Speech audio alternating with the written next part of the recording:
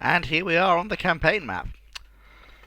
Spanish Empire is not quite what it used to be, although we do still have a respectable number of possessions around the world. And we have enough money to construct a relatively sizable fleet. How do we do for tech? Alright, we've got good level of small guns, turret mechanisms, big guns. That'll definitely be Mark 1 13-inch, so I'm not too bothered about speeding that up. Torpedo tube size? That's worth a definite bit.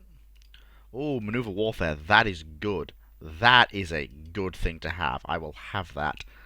Armor quality? Yes, please. I will have nickel steel armor. That will make things very, very nice indeed. And I think I'll also take cruiser designs because that's currently our largest ships we can build. But first, let's get some ships into the fleet, which means we have to design some ships for the fleet. So I'll go with what I usually go with. Spanish cruisers are usually slim of beam, but have a normal draft weight. They displace a standard 4,000, sorry, well not 4,000, 3,999 tons, have a speed of 21 knots, and enough for as much range as can be had. Standard crew accommodation, basically down to the fact that these are cruisers, they are supposed to be overseas, that's their whole job. And a primary battery of 2 single 9-inch guns, one forward, one aft. Casemate battery will basically be a uniform 4-inch battery. And usually I try and fit a few 2-inch guns if I can, just as a tertiary battery for basically annoying small torpedo boats. Then we've got a pair of torpedo tubes there. I would normally go with maximum bulkheads, but I think I need to drop that. Compound armor, obviously. Don't use iron if you can help it.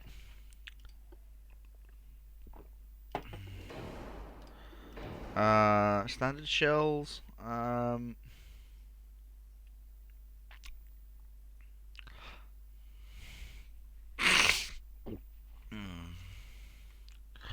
go standard shells for now. We're not going to be...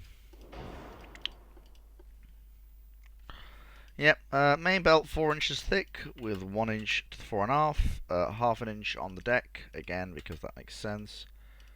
1 inch on the superstructure because we will be fighting at very close range. Again, if we're going to have that, then the same armor for the turrets is also fine. We don't really need more armor than we're actually giving them. That's acceptable. If I've got a little bit, I may add half an inch to... Okay, I can't go with half an inch. I'd like to, but I can't.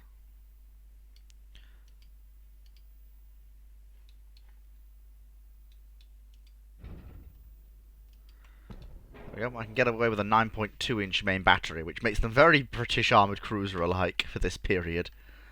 But I think that's pretty much everything for the current largest vessels of the Spanish fleet. Still got a bit of tonnage spare. I suppose I can have a... No, I can't fit more bulkheads as much as I'd like to. Oh, I also need funnels. Yeah, I'd forgotten about that. There, and that makes use of all of the things we have. Brilliant. Engine efficiency is a bit rubbish, but I'll take what I can get. It's the way these hulls are made out in the early game. And there's very little I can do about that. So I'll have to just make do with what I've got, I guess.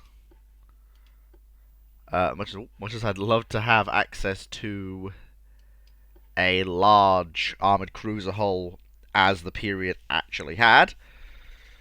Build a 7,000, 8,000 tonner. Or maybe even a small battleship with a smaller hull. Which I think Spain needs a Pelayo-style hull. At least to have a pair of battleships at the start. Backed up by 8 armoured cruisers. So as per usual, my plan as always is 8 heavy cruisers, which form the home fleet at first, split between Barcelona and La Coruña, which is what you want. Then we've got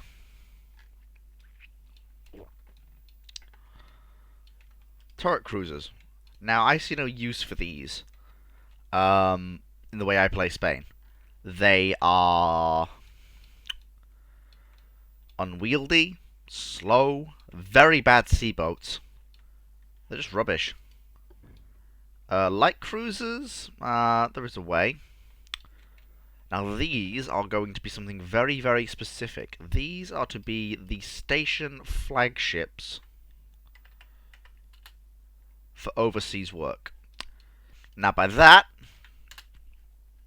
these vessels are going to be specifically built for work on overseas stations. They'll be the guard ships for places like the Philippines and events of that nature. As such, they'll have a primary battery of two 6-inch guns. Well, it's a mixed primary battery, technically. They'll also, however, carry a pair of... They'll also carry a good number of 4-inch mounts as sort of a secondary battery, but not quite. Then we'll have a set of 2-inch guns to round things out. Torpedo tubes, again, it's fairly obvious. And then as many funnels as can be mounted to attempt to squeeze enough engine efficiency out to actually get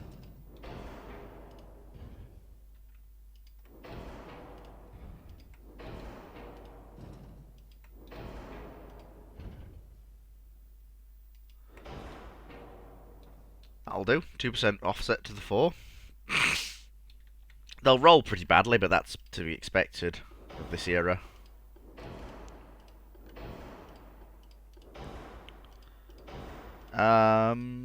We're alright. Obviously enhanced reloading, obviously. Now I'm going to do what I always do with these ships. You have a uniform 2-inch belt and a uniform 1-inch deck, because they are going to be fighting rather heavy battles.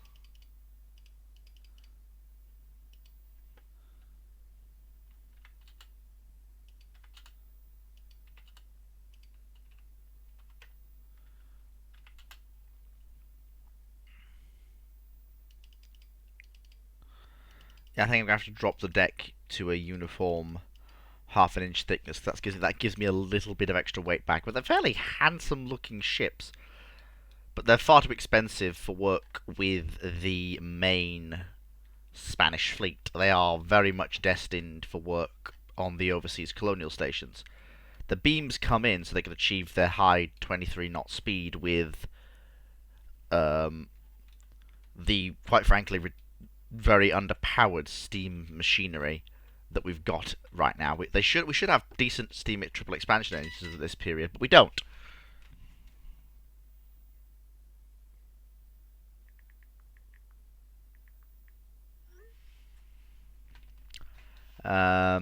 Yeah, so that is the light cruiser design, which is most excellent, it can be said.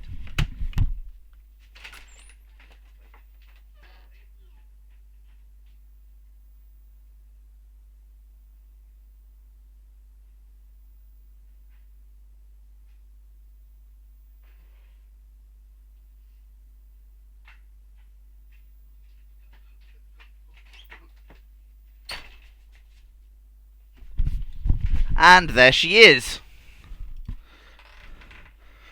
Now, if I remember correctly, it's 6 ships at least at first. Split between Cuba,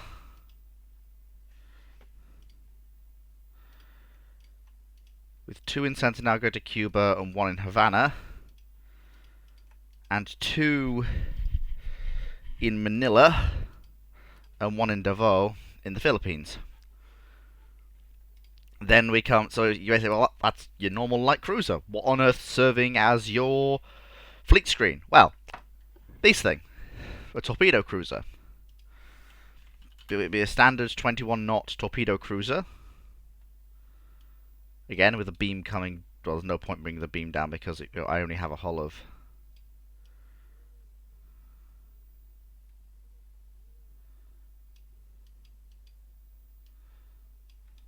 that much to work with because the rest is already taken up by other things. So, minimal tower forward, minimal tower aft, primary battery of 4-inch main guns.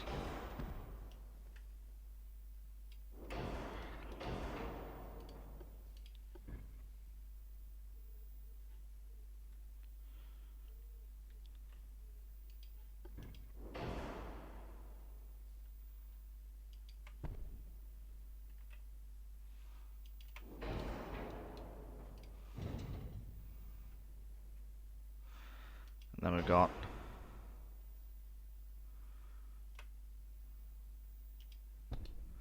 perfect. It's not an ideal turret arrangement, but it does balance the ship, because now comes the real thing. The massive torpedo armament. Because in the early game, one of the things that I found that's rather important is the fact that a torpedo cruiser in the right place at the right time could swing a battle in one's favour very, very easily.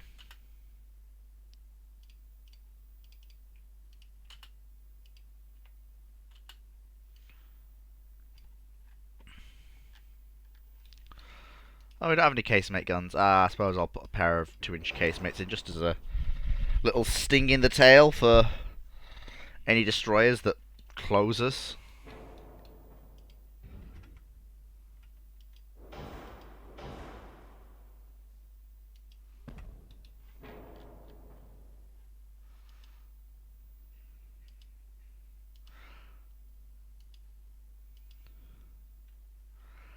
As a normal cruiser, it doesn't have to serve with the...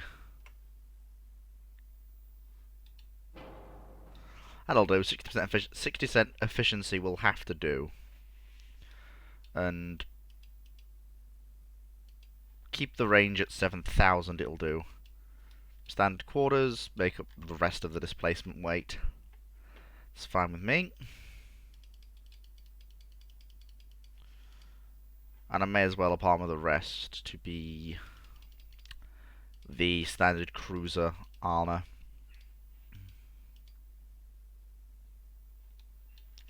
That'll do. So there should be enough in the naval budget left for 8 of these plus 2 squadrons of torpedo boats for both the Atlantic and Mediterranean fleets. At least that's my thinking. You have to excuse me, I'm a little bit knackered today, so you have to excuse the yawns every now and then. But you can see the cost difference here. It's just not even a contest. So yeah, 12 ships. And again, they're split pretty much evenly. Half going to the Atlantic fleet and half to the Mediterranean fleet.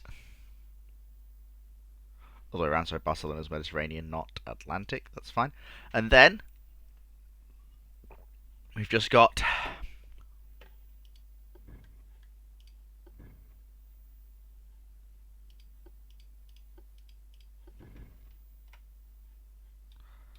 I don't get how they can F up that badly. Like, look at that. They haven't even managed to like put the thing centrally. It's like, what? You know, what I want is torpedo boat. Yeah, so here we go. Now, in this extremely early period, torpedo boats are, well, 26 knots is good enough for me. So we need a front tower merged in there. 4-inch gun forward. And 1 aft.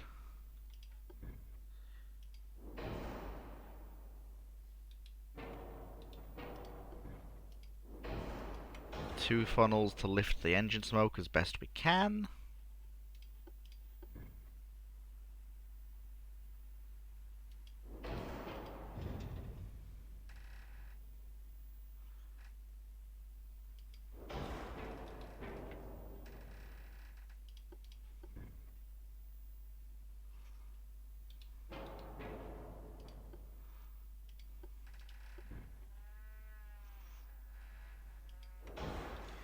Yeah, that's we use a pair of launchers.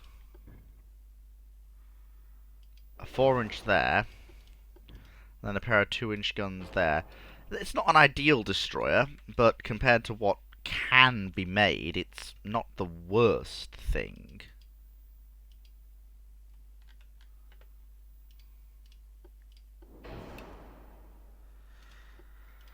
I mean, torpedo boats, especially in this early period, they're a bit the weird constructs, but I've done the best I can. It's not a perfect design, but it's the best I can do.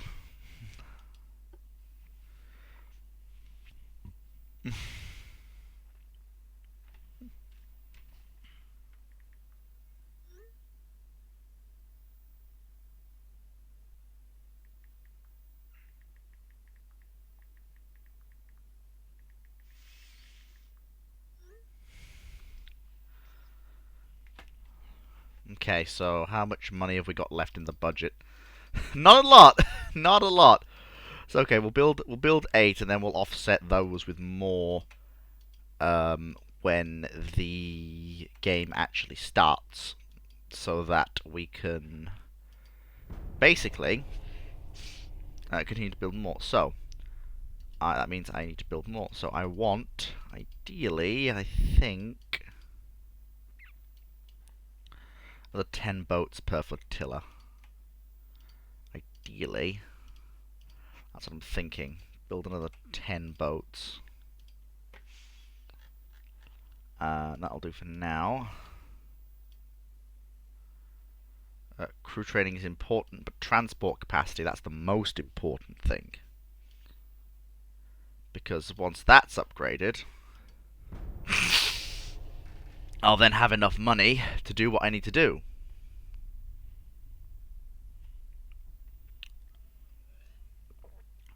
Which is upgrade the yards. I need them at least able to handle the construction of a battleship. Because we need battleships. Excellent, there we go. All the canals have opened up. Marvellous. Okay, very, very good. So we've got all this coming along very nicely. Okay, yeah, so I need... Yeah, basically all I need is that much, but I just need that much because that's all I need to get over the lower limit for battleship construction. And that's fine. That's all it needs. I don't have to go for broke with capital ship construction. Well, not capital ship construction, but the yards that build capital ships. The yards. The yardy yards.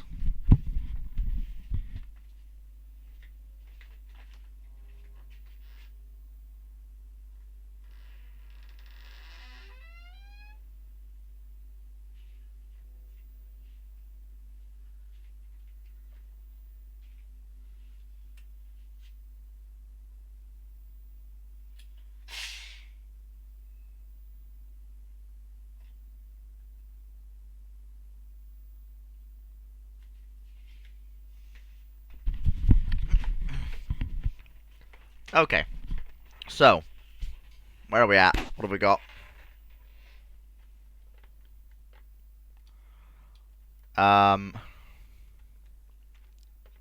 Apologies for the brief break in programming there.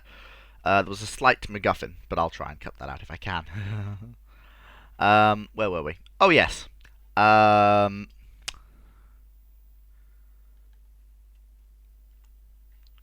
Let's take budget. So transport capacity needs to be upgraded first. Once that's been done, not only will I get all the money back from doing that, I do not have the funds for that. Yeah, that's a waste of money. Fucking, I need the fleet. Okay. So we've got... I want to strengthen the fleet in the Caribbean, if possible, up to 6 cruisers. Because I know what the Americans are like. Give them an inch, they'll take a mile. So I will strengthen the fleet in the Caribbean.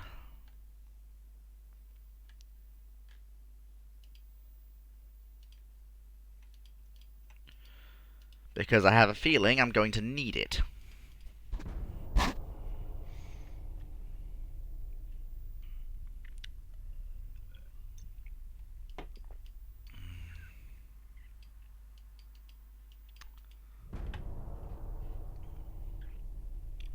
I'm basically waiting for more advanced hulls at this point.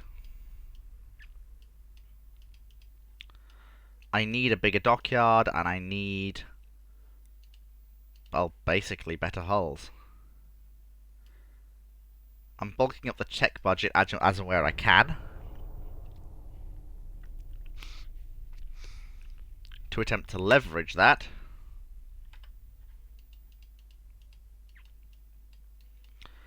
No special alliances for us, sadly, not yet.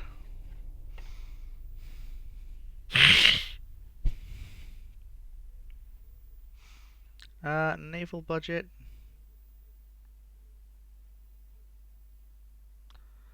That'll do. Why on earth do they... Please, let's not fight the British. I'm not ready to fight the British yet. I'll need a squadron of battleships before I can even consider doing that.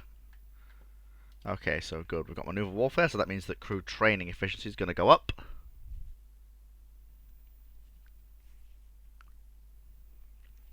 Which is good.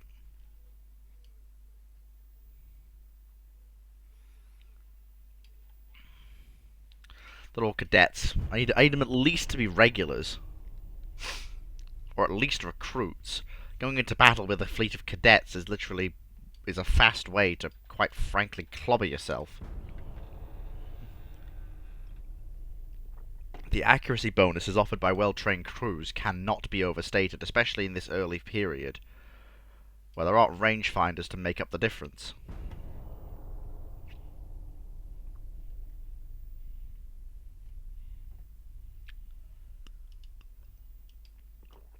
Oh! Venezuela signed a trade agreement with us. Very nice.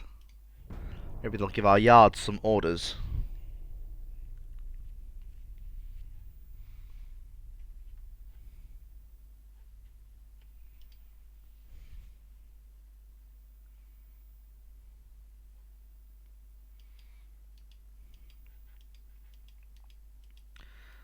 Yeah, I refuse. I'll start a war with the US, because the US right now is, their designs are not going to be worth salt compared to mine.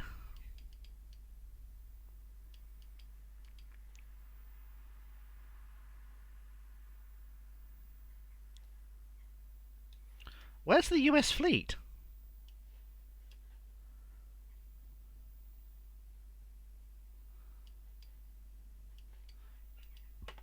Do they even have one? They do, but where is it?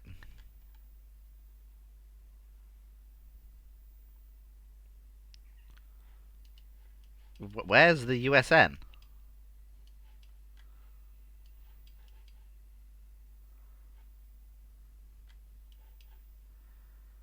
Oh, it's all rounding Cape Horn. That's where it is. Coming up the east coast into the Caribbean. Wait, coming up the east coast into the Caribbean? That's not good.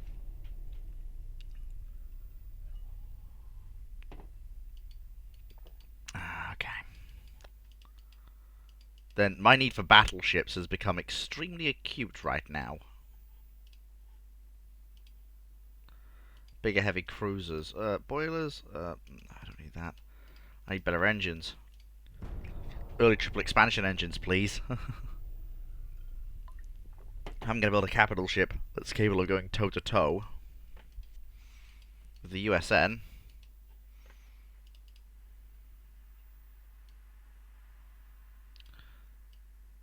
Okay, there we go. I managed to bring my tech budget up to 100%, so that'll massively increase the rate at which we do things. Speaking of, that reminds me. A refit cycle is in order because we just got something very, very nice. We just got access to nickel steel armor, which is an extremely useful thing indeed. It's only a small refit, but it does at least mean I can up the belts fore and aft on the armoured cruiser designs. At least helps them.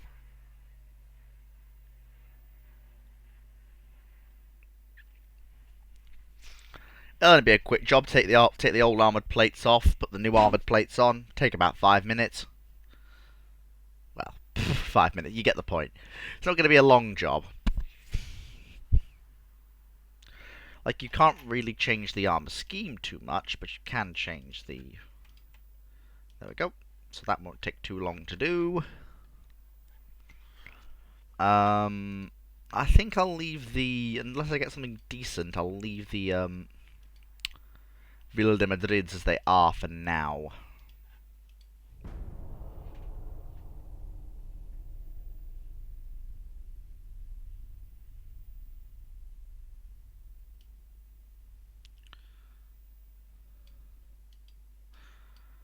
Okay. Let's keep it going.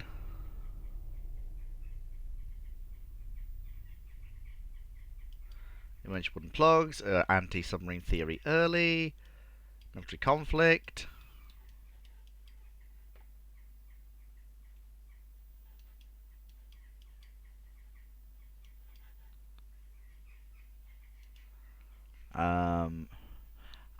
Brilliant.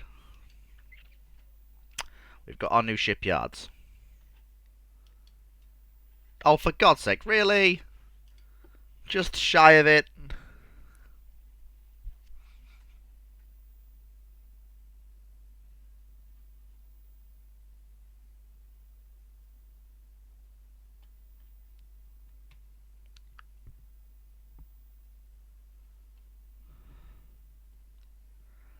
That's a bloody problem.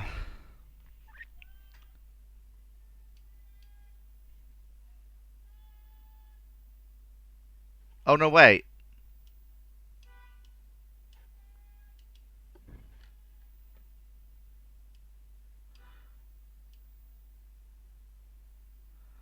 There. By making it a shallow draft ship, I can build it. 19 knots. It's not going to be ideal.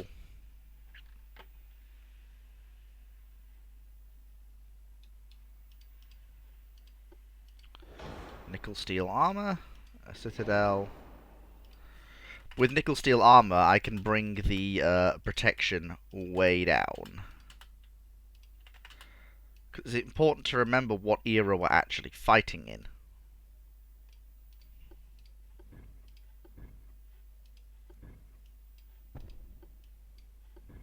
There we go, that's good.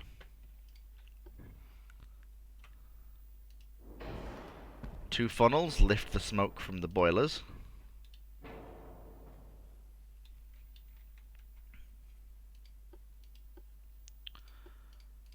Primary battery will consist of what I usually manage to mount on ships like this. 2 sets of 2.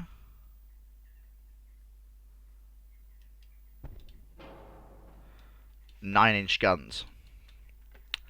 The reasoning for this is that we're in the age of all-round fire.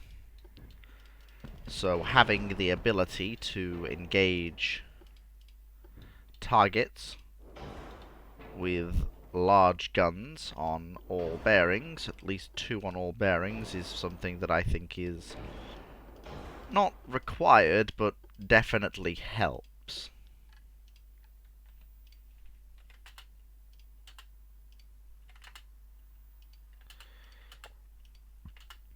There. Not quite.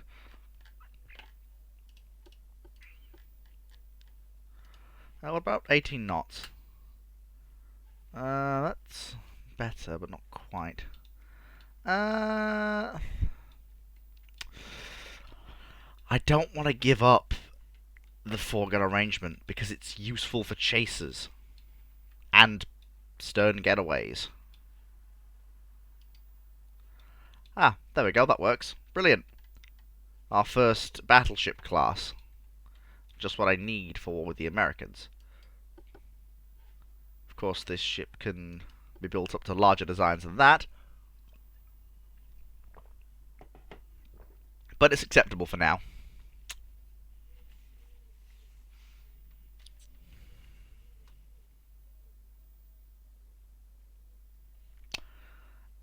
I'll make it work. I've got two.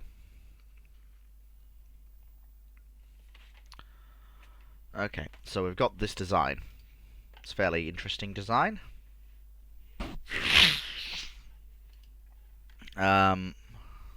Most excellent. Alright. Budget. Not enough for what I want to do. Yeah, I need to get bigger.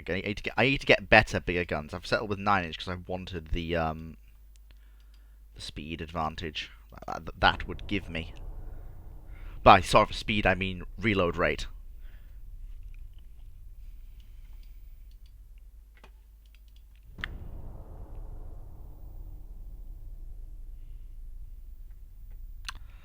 I've just got to make sure. Okay, I don't.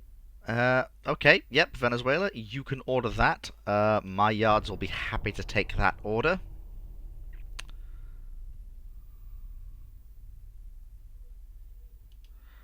$5,000-ton heavy cruiser.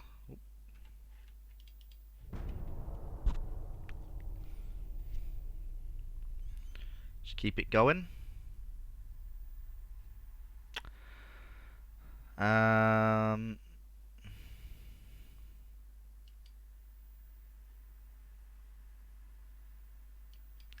There. Okay, the Venezuelans have ordered 2 battleships now. I mean, I'm not bothered because my battleships don't have particularly long range, and while I can probably base a pair of them in the Caribbean, having the Venezuelans on side will mean a pair more in the Caribbean. I'm not sure why the Venezuelans in particular are ordering 2 large battleships, but hey ho, what are you going to do?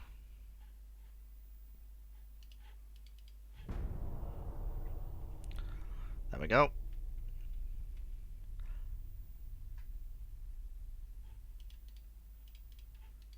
I mean, I had hoped to keep the ships open for what I needed, but never mind. I had hoped to build the first pair myself, but that's fine. Now this is important. This is what I've been waiting for. I was waiting for this to actually do this upgrade. Because nickel steel armor isn't enough.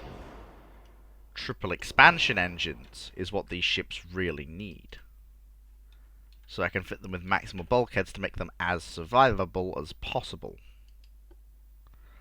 And all of them should now be in service, I think. As far as I'm aware, we had 3 more cruisers building for the Caribbean Squadron. And they to bring that up to 6 cruisers on station. And they should be done. They are. Good. So, this means that we now need to refit all of these ships. So they've gone in for refit, and they'll come out as better versions of themselves. Very, very good indeed. I want to wait till I get a improved 9-inch gun, which I think is the next thing before I do any refits to the armored cruisers again. Fit them with the improved 9-inch guns. Nice, 16-inch torpedo tubes. Norway has signed a special agreement with me. Huzzah. God bless the Norwegians.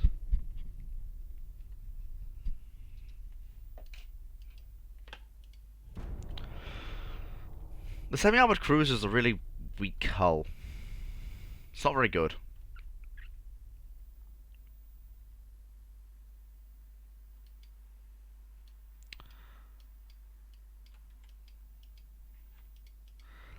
Bloody hell, everyone wants to place orders in my yards, but lads, my yards aren't infinite. I've got just enough capability to just about fit all of your orders in, but I do have my own orders I want to do, don't forget.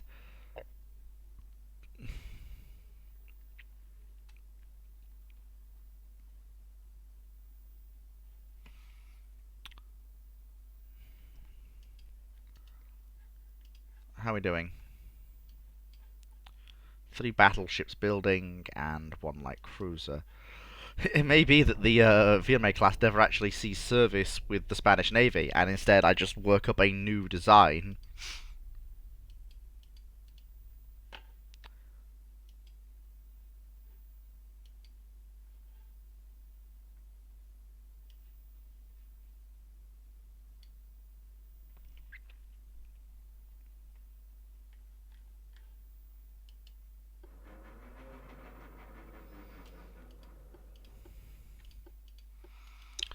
Ah, they still haven't fixed it where it updates when you copy it.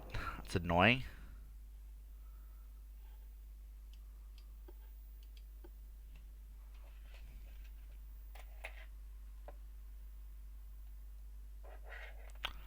I am tempted to bring the beam of the ship in and keep the draft.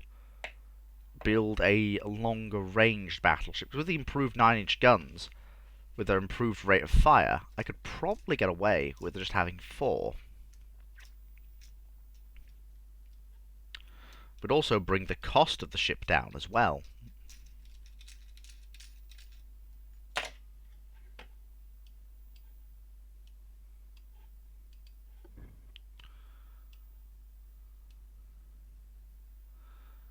I want to bring the draft down as much as it absolutely needs to be, because I want to keep the range and the 90-knot top speed. Triple expansion steam engines, nickel steel armor, standard citadel, 11-inch of belt armor, 4-inch on everything else, 1.5-inch basically full-length deck protection, 11-inch conning tower protection, an inch of armor on the superstructures, an inner deck. Oh, we can't use that front tower, but we can use that one. Excellent. Then I want... Yep, it may be a second-class battleship, but it's my second-class battleship.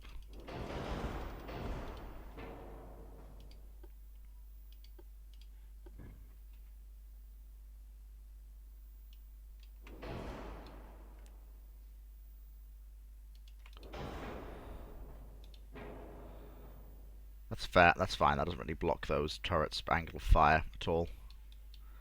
It's good. Okay. So then we need this and this, which are fine. I have nothing on that. Enhanced reloading, obviously. Yep, that's fine. 11-inch and 2-inch is fine. 11-inch on the barbettes is also fine. 1-inch on the side or the top of the secondaries, because how many times do you see casemates get hit from above? Ha ha ha ha ha. I'd like the guns to be 4.9-inch weapons.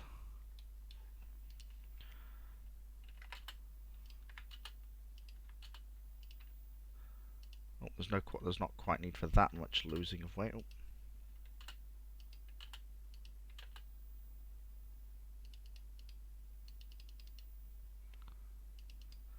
10.5-inch main belt, that'll do. There!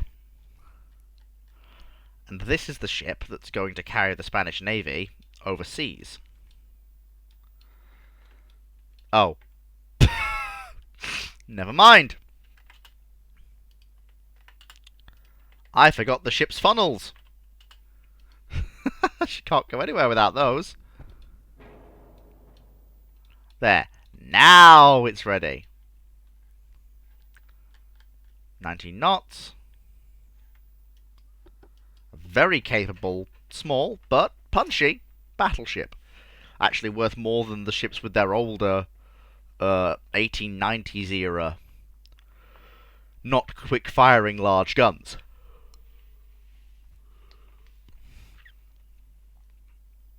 She's the first of that step change away from big, slow guns to the quick-firing gun.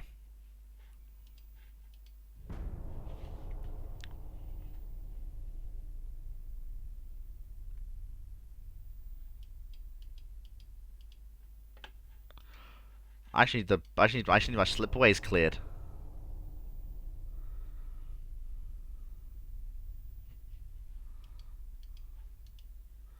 I think we're up on cruiser design. I think I need to research torpedo boats now, because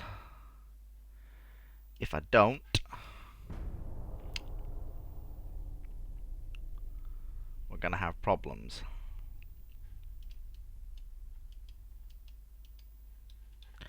Oh, Russia's been overthrown. How do you screw up that badly, Russia, this early in the game?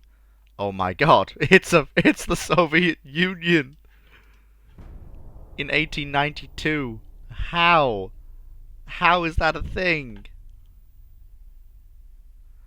No, put them into the GDP. GDP is important. Right, here we go. Fleet. I only do refits if it's to important classes of ship, like the purification class. So, for example, now they're getting, and it's usually to put on a bunch of different features at once. So, for example, this ship will be getting triple expansion engines, and it'll get gun cotton explosives, and it swaps out its old 9-inch guns for new 9-inch guns.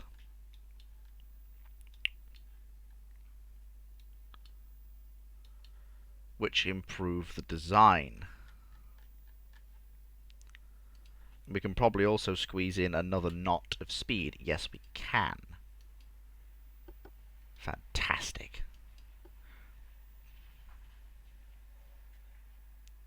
Great stuff. Okay, so now we've got to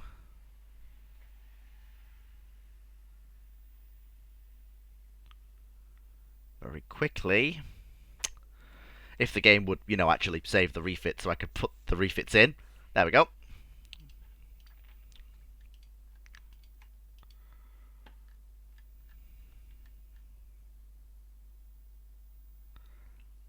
So we've still got our 6 ships in the Caribbean, which is fine.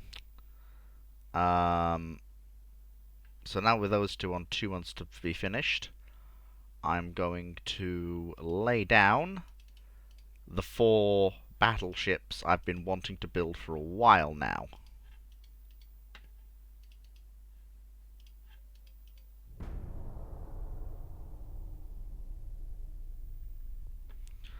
It might stress our yards a bit, but... Oh, China and Japan have gone to war. First war of the game.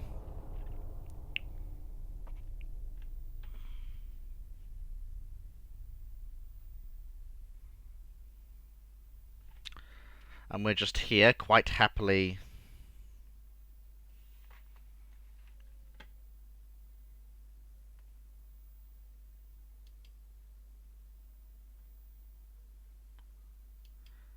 Naval prestige. Do not interfere in the affairs of the Navy. I'll not take interference from petty politicians. Okay, so 2 of you will go to Barcelona, and 2 of you will go to La Coruña to bulk up the Mediterranean and Atlantic fleets with at least a pair of battleships each. Which is, of course, what we want.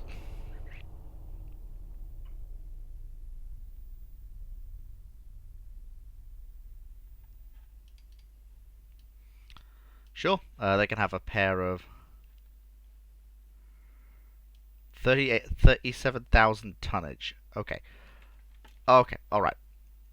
So, we need a lot of tonnage there fast, but we actually do have tonnage in the area.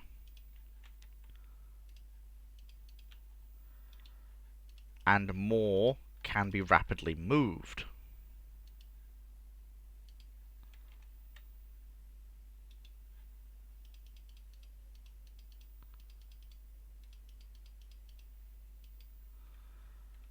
Most of the fleet will be sorted. If I can pull this off, I'll get Thailand as a colony.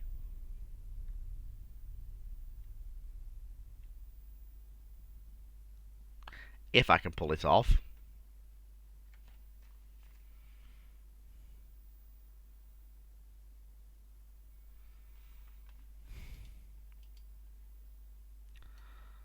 Norway, I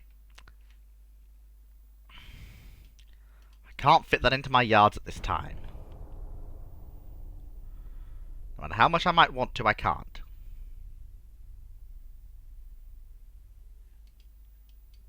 Ooh, Mark II 10-inch guns.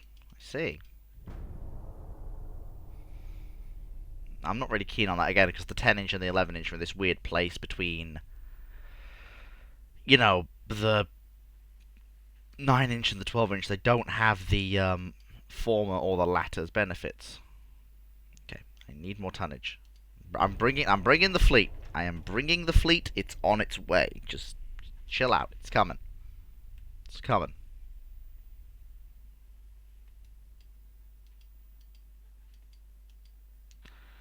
Bloody Nora. The shipyard of the world right now. The rate I'm going.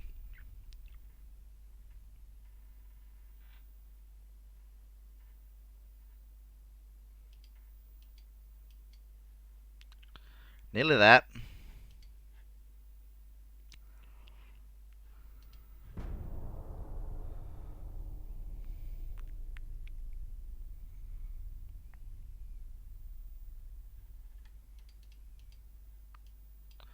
Oh, come on. That's not fair. Oh, yes, we want you to bring a full battle fleet to bear. Don't have a full battle fleet in the area? Well, that's too bad. It's like, come on. Like, how is that fair?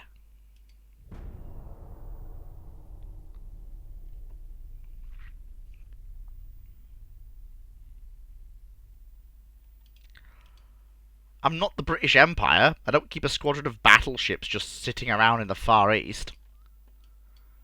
I don't have a squadron of battleships, for one thing.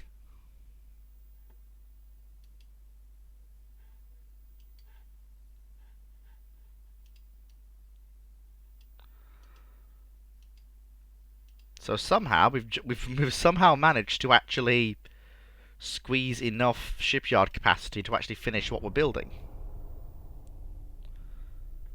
We lost out on Thailand, which is a bit annoying, but just shows I need more force in the region. And I think I know just how to get it as well.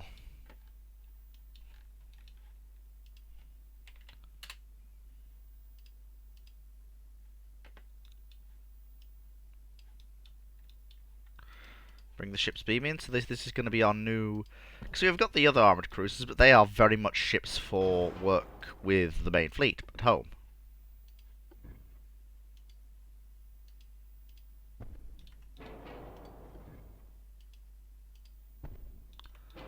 No.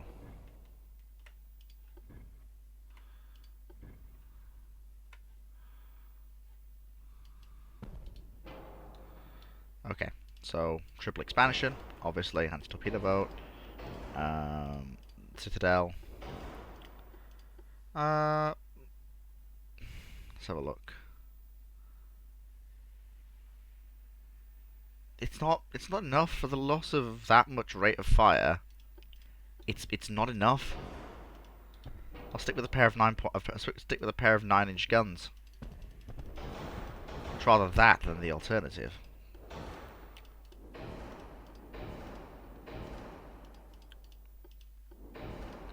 So 5 inches of belt,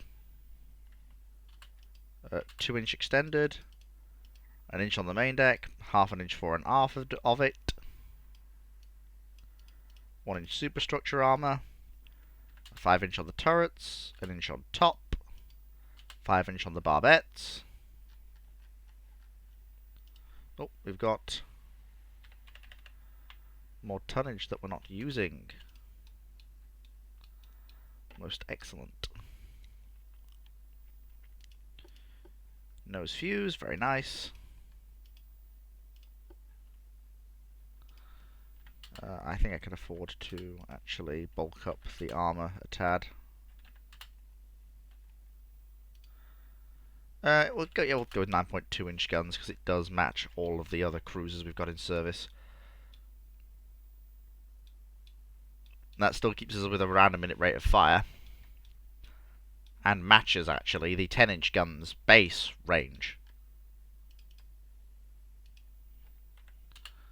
It's kind of silly, that, but there you are.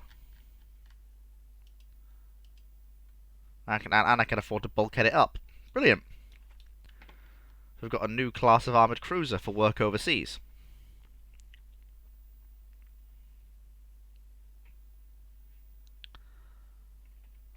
So I think I'll bulk up the squadrons of the overseas stations once I'm done with the battleship building program. So I want 6 light cruisers and at least 2, possibly 3 heavy cruisers on each station.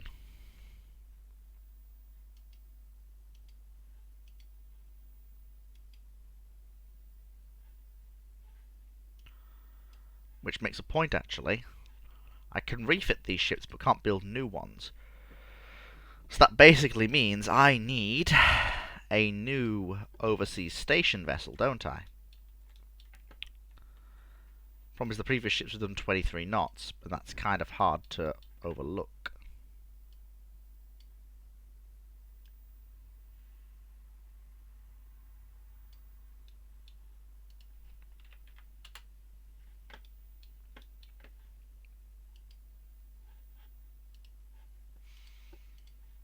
Front tower.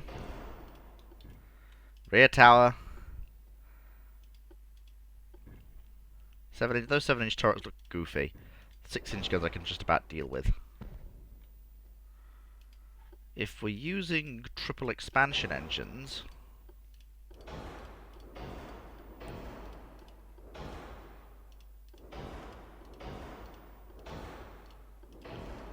we go. Gun cotton. Yeah, these ships can carry mines. 3-inch belt with 2-inch fore and aft belt, 1-inch on the deck, and have that 1-inch be continuous. 3-inch conning tower, 1-inch superstructure.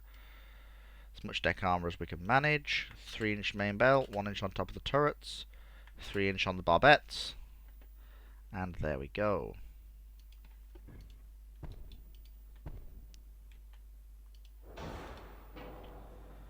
And I'll accept 50% engine space because it means I can do this. It means I can actually have a 4-gun primary armament for a cruiser.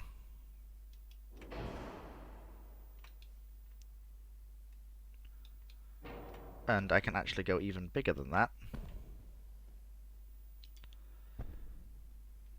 There is space to actually mount 4-inch on the broadside as well.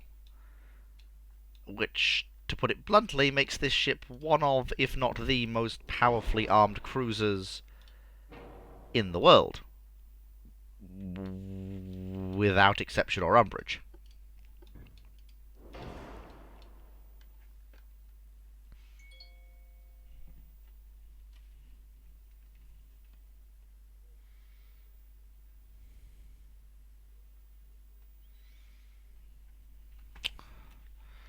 Yeah, I know, she's slightly overweight.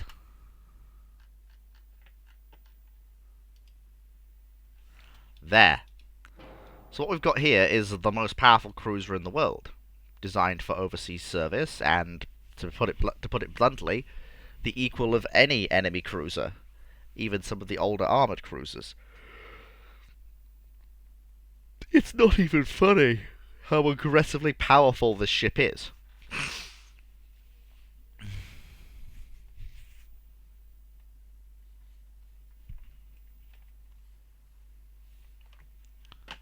So I've got my setup ready. As soon as the yards have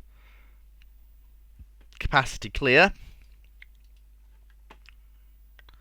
and we're done constructing the ships for other powers,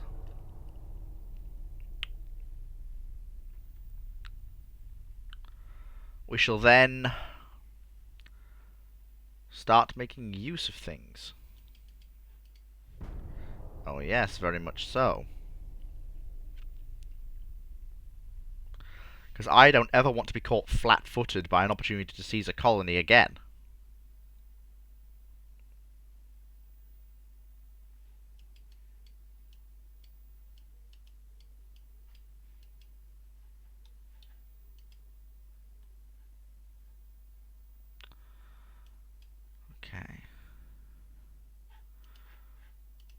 What are we on for research? Hull strengthening. I think we're alright for that for now.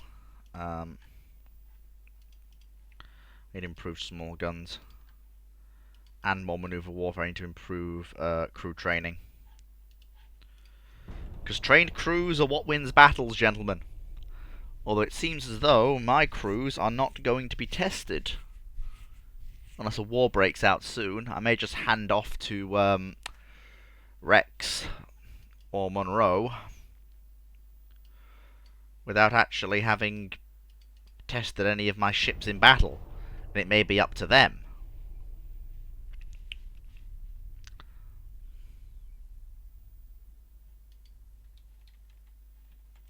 I don't know, though. It's possible.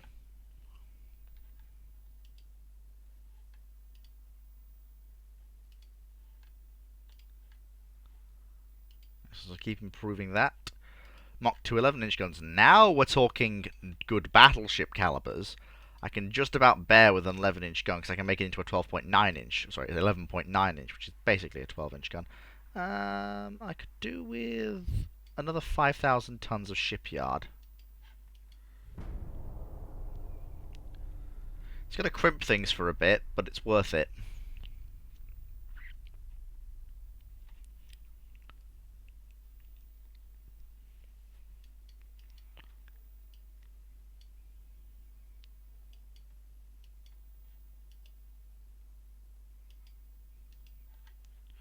Especially since our new battleships have entered the fleet.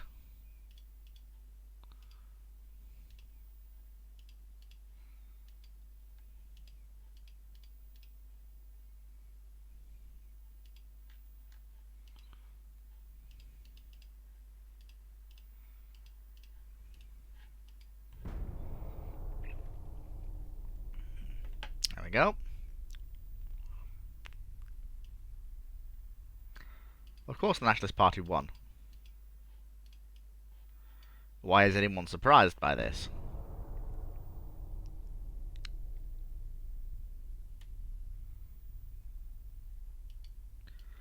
We're still busy running.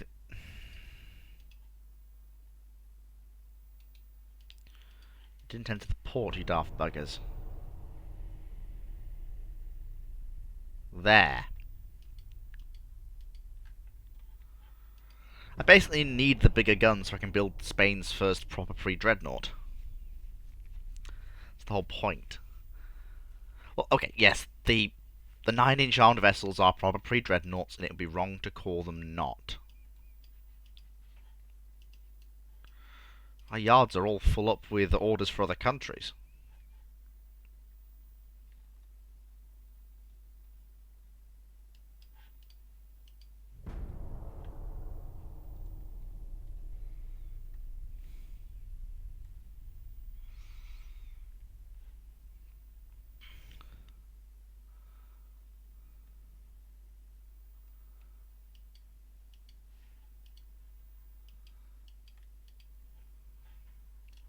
I need a new torpedo boat, but I can't build it right now. There's nothing I can do.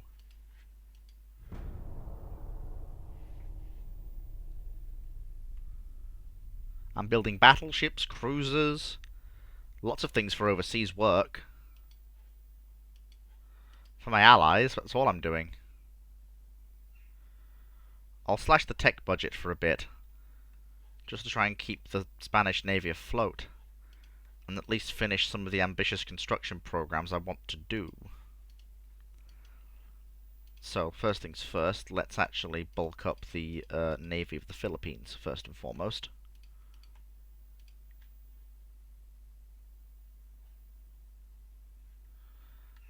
So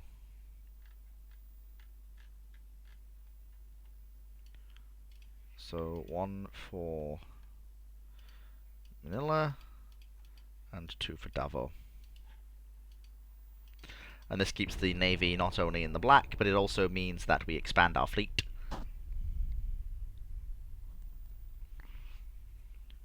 To the size that we want it to be. Because there is no point having this fleet if it's not going to be the size I want it to be.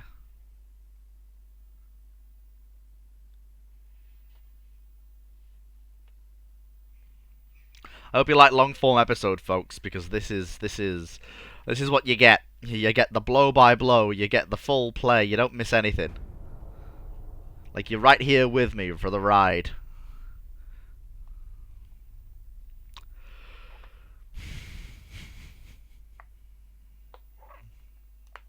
I'm just that. I'm just. That's just the way I roll, I guess.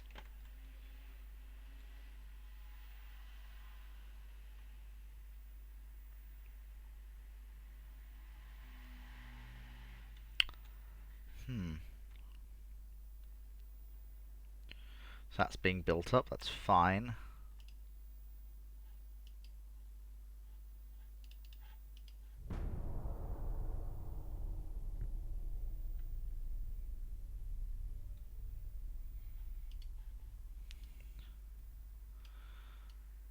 Bloody hell! I'm funding the construction of navies all over the world. Or rather, they're funding me to do it.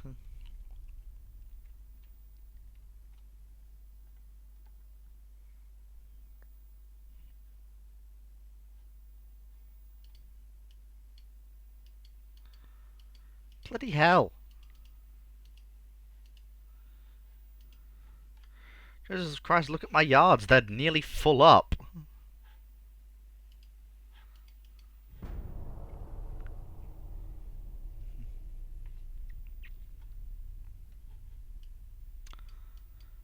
No, I'm sorry. I can't. I don't have any yards.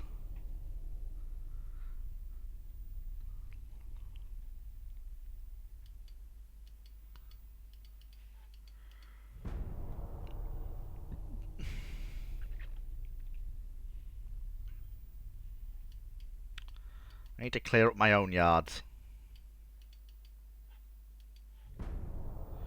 I'll take orders for torpedo boats and light cruisers, but nothing larger than that.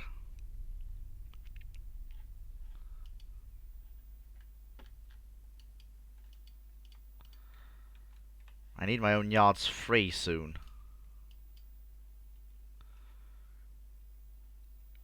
Especially for what I'm planning.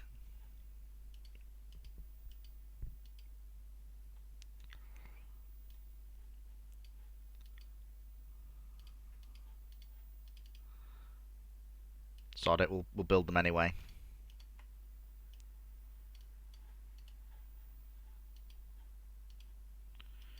Need another ship.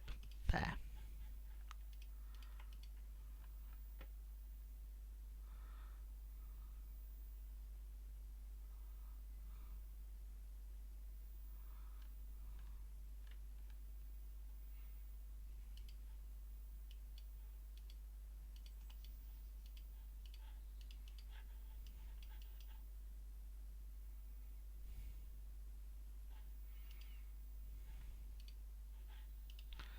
And there we go.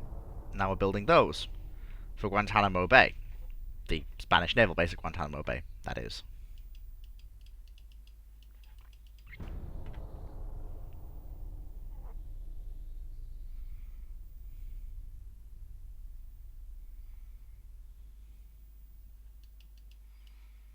No, I'm not building any more battleships, people. Norway, you've already got battleships. I mean, Venezuela's got 2, and the torpedo boat squadron to go around each. Egypt's building up a rather large fleet.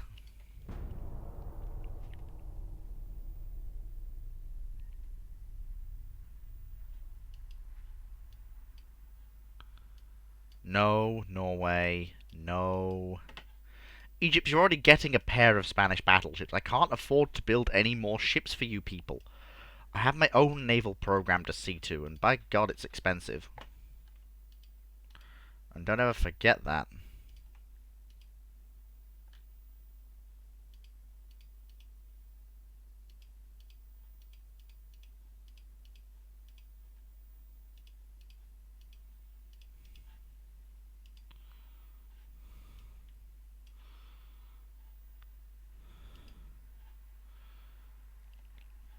I mean, I could seize these battleships, but they are, unfortunately, the old design. And besides, I don't want to keep people on side.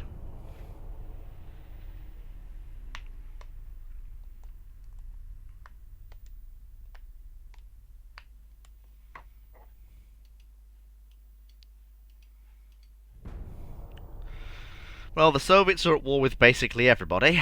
That's not surprising.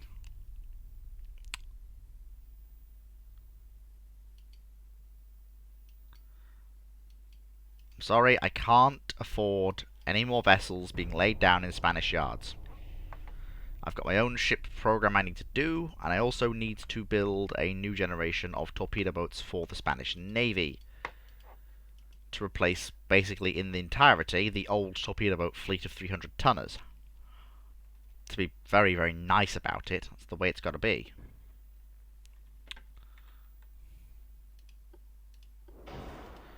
I'm looking at these ships being at least 30 knotters, with a decent range as well.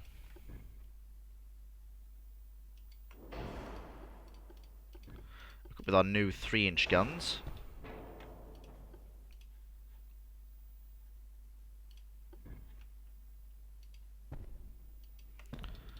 Two funnels.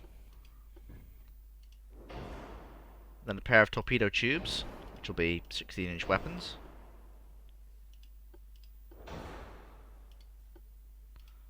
Then, two more funnels.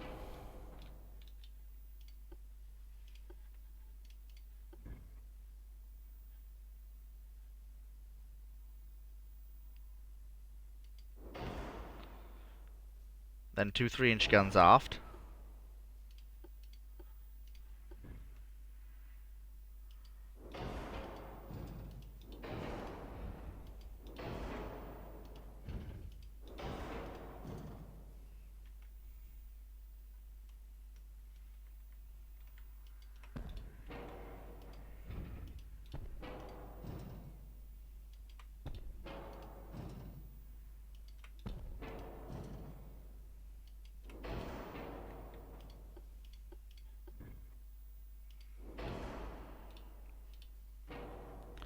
I mean, she's a very heavy gunboat destroyer.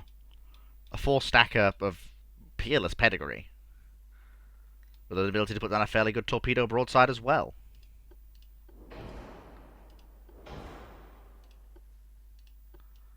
I'm actually going to give her full normal load. And she's just about capable of reaching her 30-knot top speed. She'll hopefully carry most of the... Well, it's about time we had a replacement for our older torpedo boats, and this is it.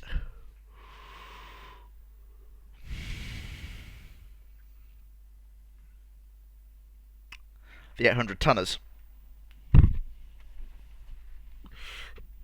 Oof! Nora, my shoulder. Hurts like hell. I'd like to build them, but I can't right now. I'm busy.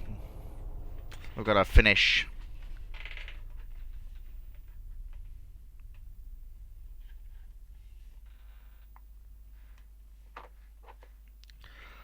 Bloody hell, the Entente is tearing itself apart.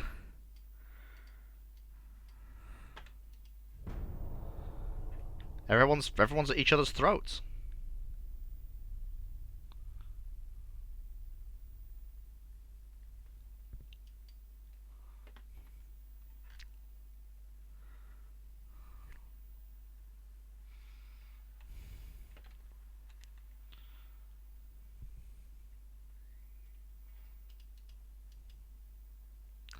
That'll do.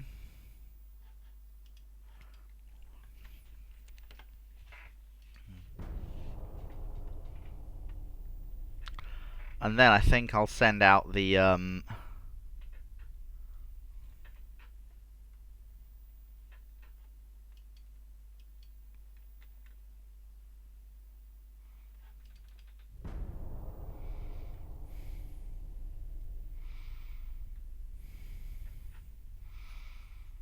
I think that's my... That's what I've been waiting for. I think that's my yards finished. It is. Good. Now it's time for the first proper pre-dreadnought of the Spanish Navy.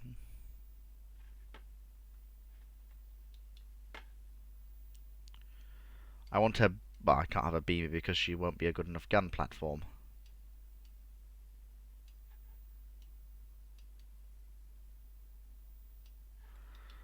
Never mind. Well, we can't have a large cage mast, but that's fine.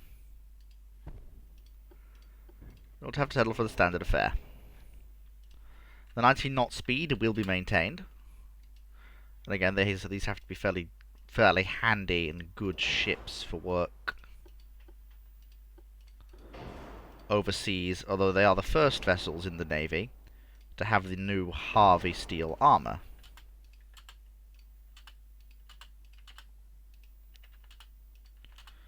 Which they carry in a fairly standard array. 10-inch main belt, 4-inch fore and aft belt.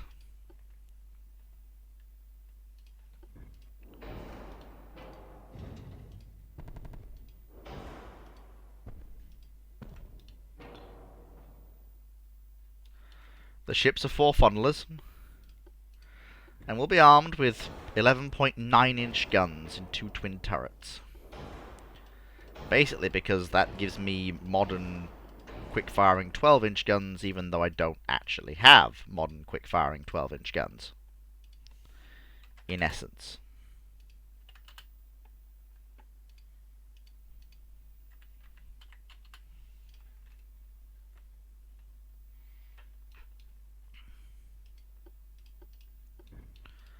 They're the first Spanish ships to carry a full 6-inch casement battery, along with a small battery of 4-inch guns.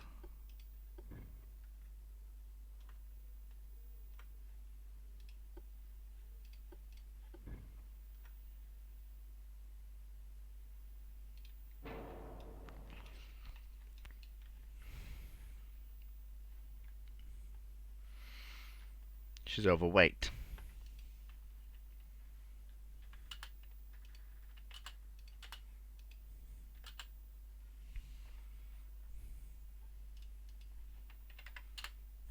There we go.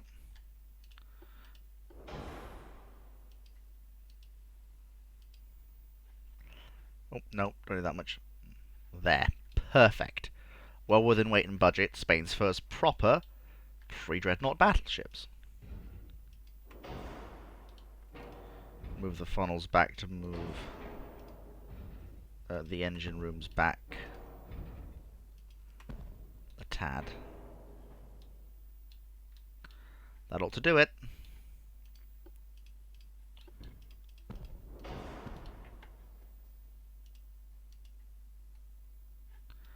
Perfection. That is an utterly perfect pre-dreadnought design, the Pembroke. Hang on a minute! Why is a Spanish ship called the Pembroke? Are we naming it after a British frigate recaptured God knows when?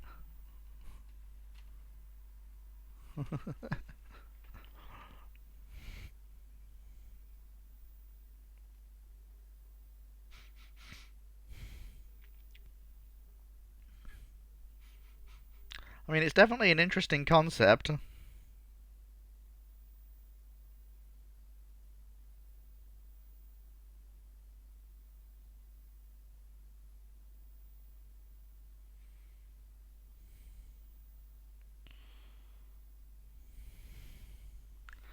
Right. This means we now can build 4 of these battleships. And you might say, well, why are you building 4 of these battleships? You've already got 4. Well, yes, I do. But the thing here is once these ships are in service,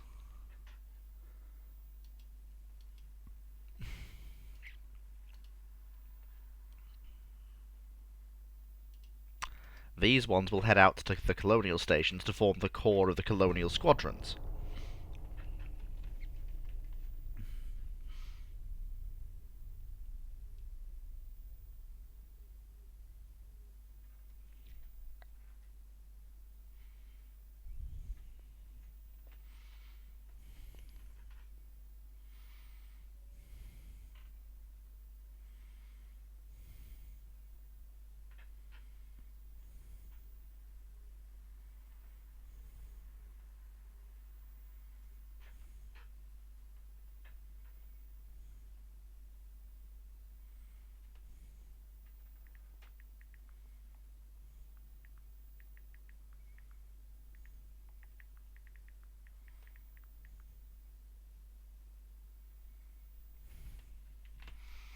6-inch Mark IIs, very nice.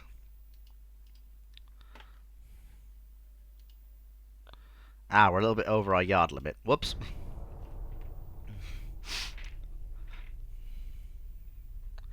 We're building a lot of ships right now. Like we got a lot of orders in hand. You know, we got a lot of things that need doing.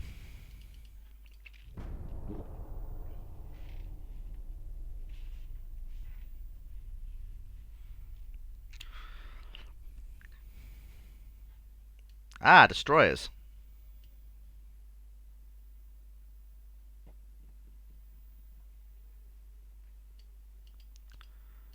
In that case, then, would it just be worth?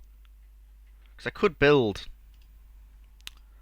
the Arcilias, but would it be worth just moving straight to destroyers now that we've got them?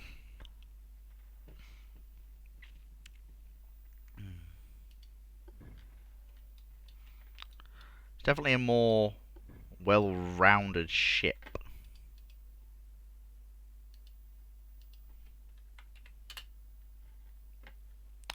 And it's actually got more tonnage available for use. And I can use my brand new, very nice 5-inch gun mounts.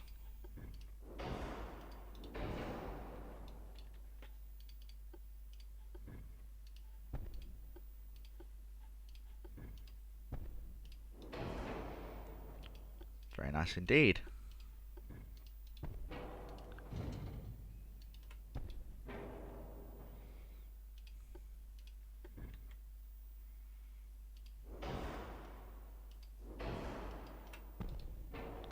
There we go. Engine efficiency of 107%.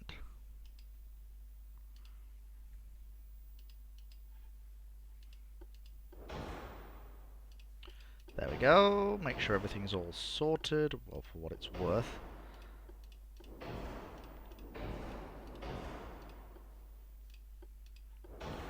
Carry some mines.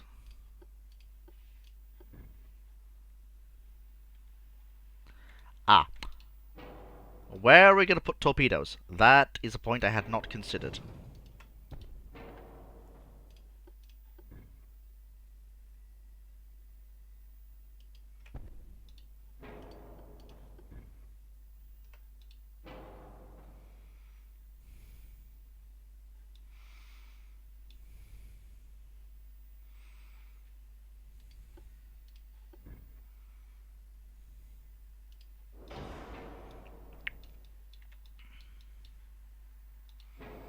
In that case, then, I think what I'll do, I'll have both those funnels forward.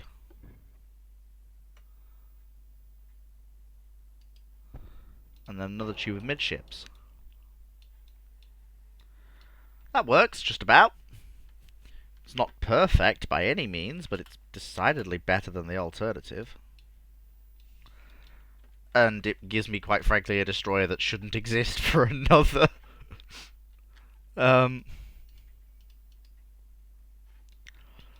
for another... well, you know, like 40 years or something like that.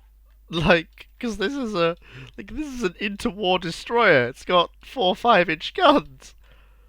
I'm gonna absolutely clean house with this thing. Like, that's not even funny. Like, it's even got protection for the deck of the ship. Like, what?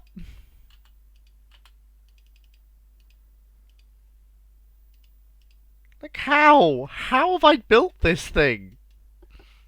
Like, I'm not complaining by any metric, but... I'm just going to completely replace the entire Spanish Navy with destroyers.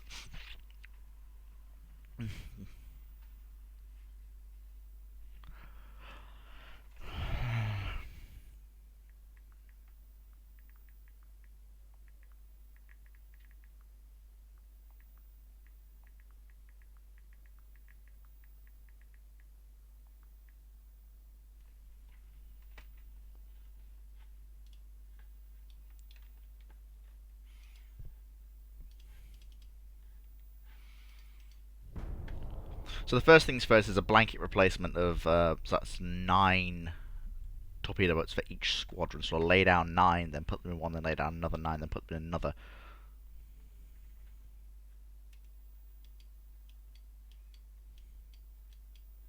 That's right, no one touches the Galapagos. Fuck you.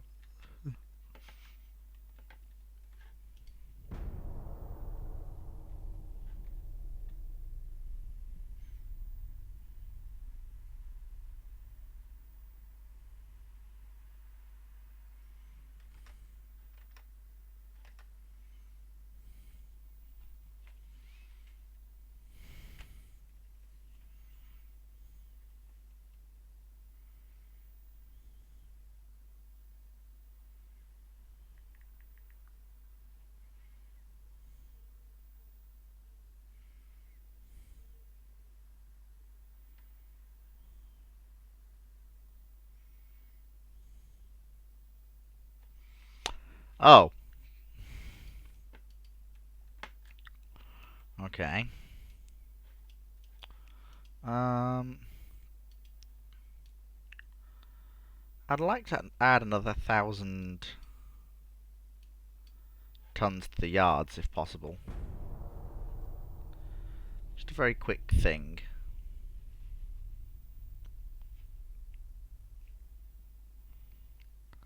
So what have we got? Ooh. Yeah, I'd rather lose the funds and have an increased GDP.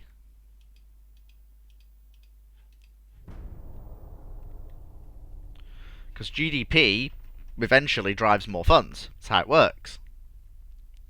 Jesus Christ, I'm going to hand off this fleet to my colleague without actually having fought a war at all. I've basically just guided the Spanish Navy to a point where Monroe can take over. Oh, well, not Monroe, sorry, Rex can take over. That's what I've done. I mean, I've not left them in a bad spot.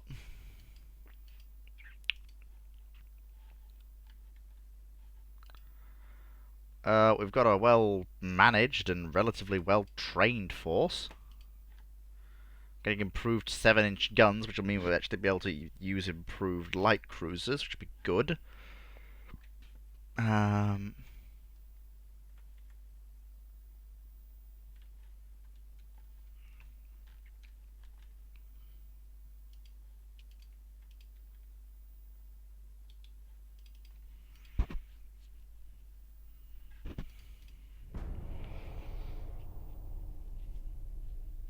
There's nowhere in the garrison the USN could operate now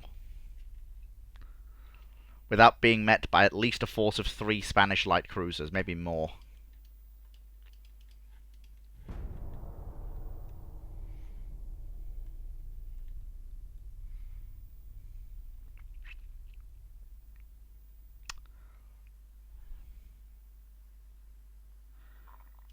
Mark II 7-inch guns, very nice. I'm not selling any battleships. I'm making that abundantly clear. I'm not selling any capital ships. I need my yards free for my own capital ship construction.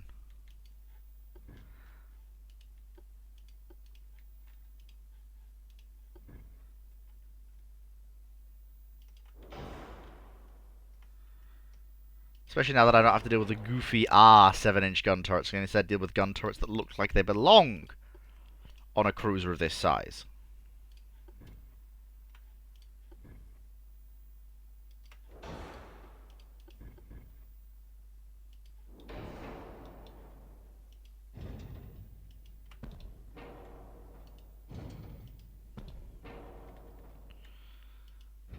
Don't tell me. The guns can't rotate. They can't rotate no matter what I do. God fucking damn it.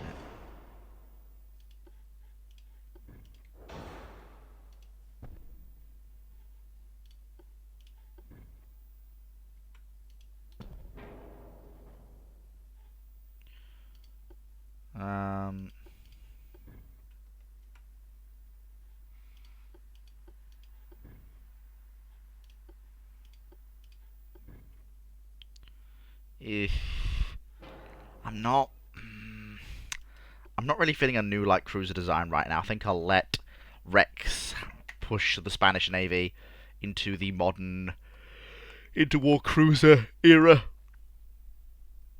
Excuse me.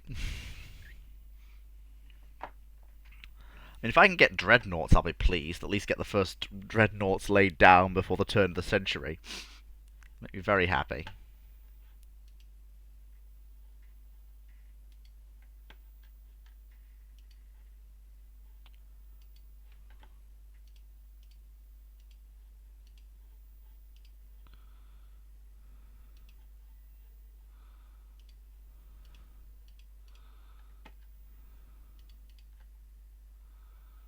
Marvelous.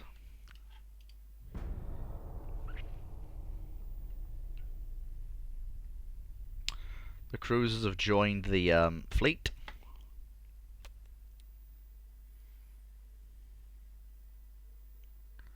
And the battleships are not far behind.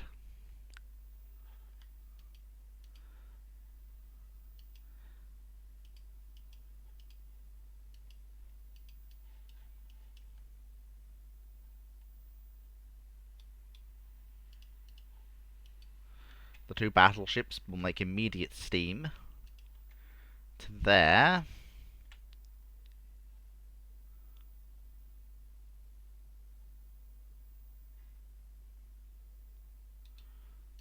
And they're also going to operate from there, basically because, well, Southeast Asia is where we need the power projection. I'm going to be honest with you, Chief.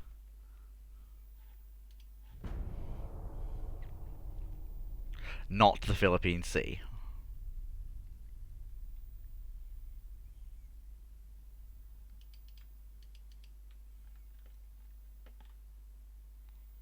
There we go. So they're making their speed out of the area. How are we doing? So we managed to get that at least. We've got the new Spanish battleships under construction. Pembroke class. We've got the... They've entered the fleet. We need to start building our destroyers, ideally. But I don't have the dockyard space or ability to do it right now. Much as I'd like to have it. Oh, the Chinese Empire has just been completely overthrown. Yep, Chinese Republic. That's interesting.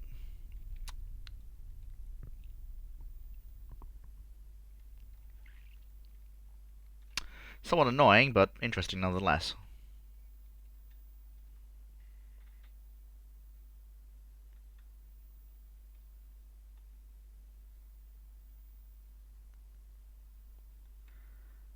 Like, I'm ready for conflict at home if it comes, but I'm more prepared for conflict on the periphery, overseas.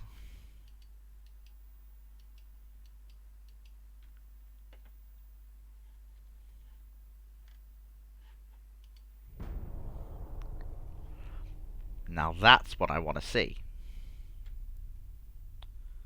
Because that gives me enough clout to finally start construction. No, I'm sorry, I can't take any more orders now. I've got to use this money to build my own fleet. Specifically the Duro class. I want to hand Rex a nice, chunky destroyer force that he can be proud of and go, yep, that is a destroyer force that I can be proud of. And I'll be like, yes, yes it is. I built it for you.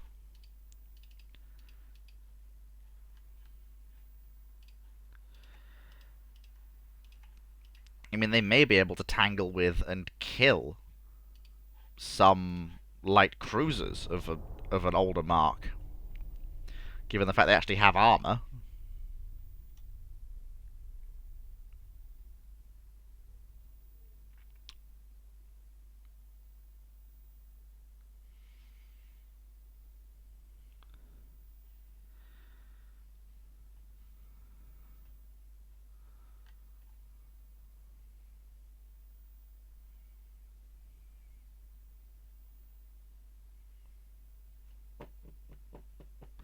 I'd like it if these new ships were built with some degree of swiftness. It'd be nice.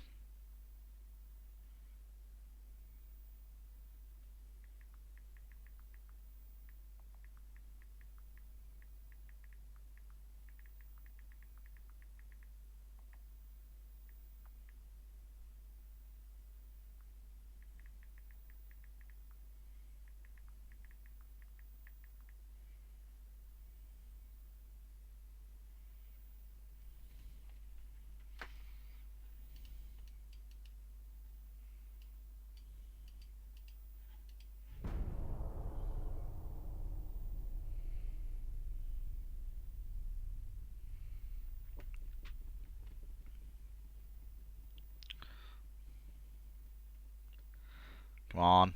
I need the battleships.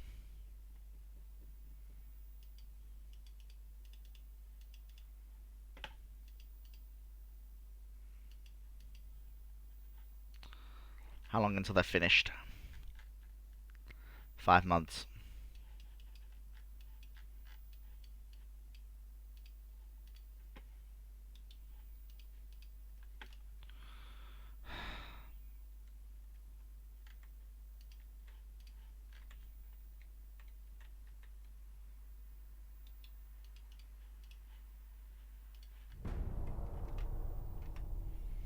Well, the fact I even managed to get this far and build up a fleet that's actually somewhat capable of defending Spain's territory is almost something of a miracle. No thank you. I know we have plenty of allies, but right now I've got to keep what ships I've got close to my chest. Like, I'll build torpedo boats and destroyers for people, but I'm not... I'm not doing much else. Basically because I don't think I could fit it within my budget. I'm just slashing the tech budget again, just so that we finish. Like, once the battleships are done, I can raise the tech budget again. But as it stands right now... Oh, cool, we've got oil. Hell yeah. That'll come in handy later.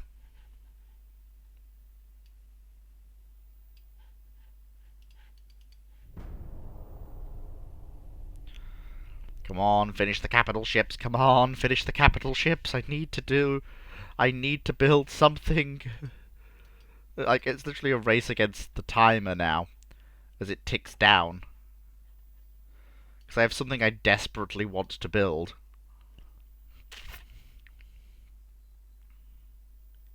But I don't know if I'm going to be able to.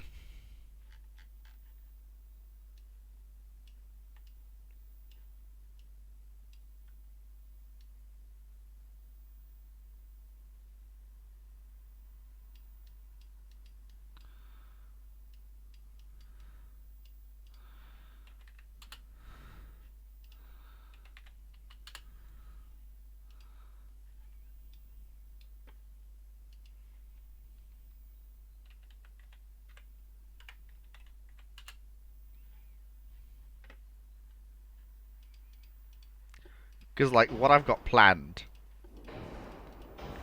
is, interesting.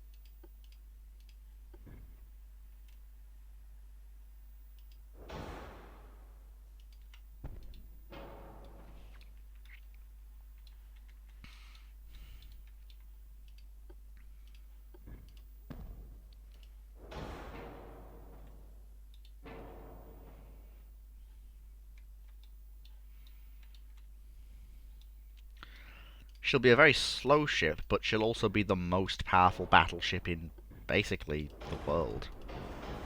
Like, as and when she commissions.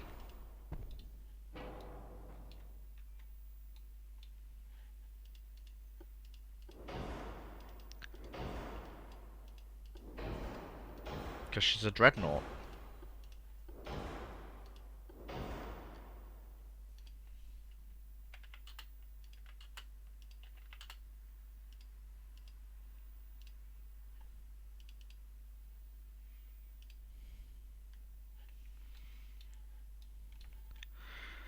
She'll be a little slow.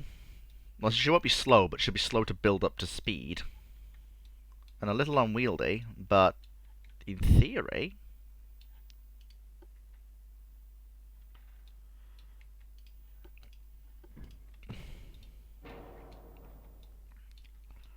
So an 8-gun broadside.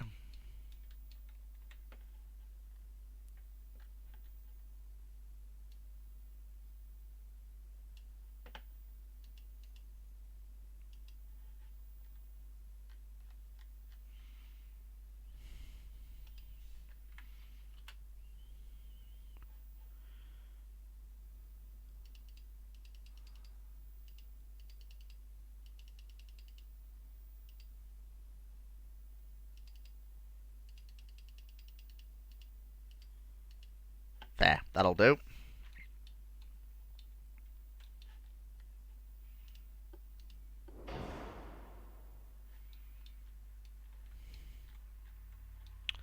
Look at that.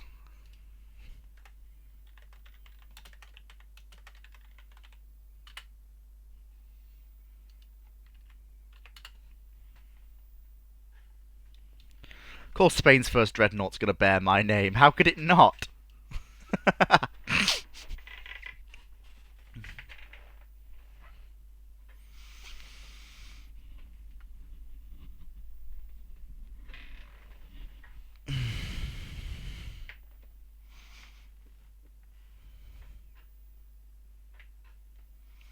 This pleases me immensely.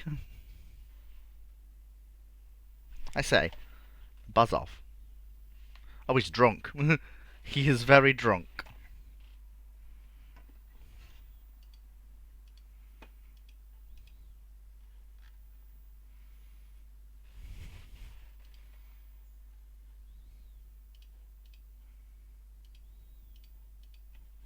The battleship Fleet of Oceans. She'll just be finished by the end of my time in office. Just about. And I just managed to fit her into Spanish yards as well.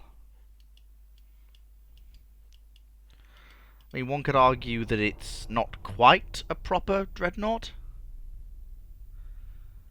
There's arguments to be made.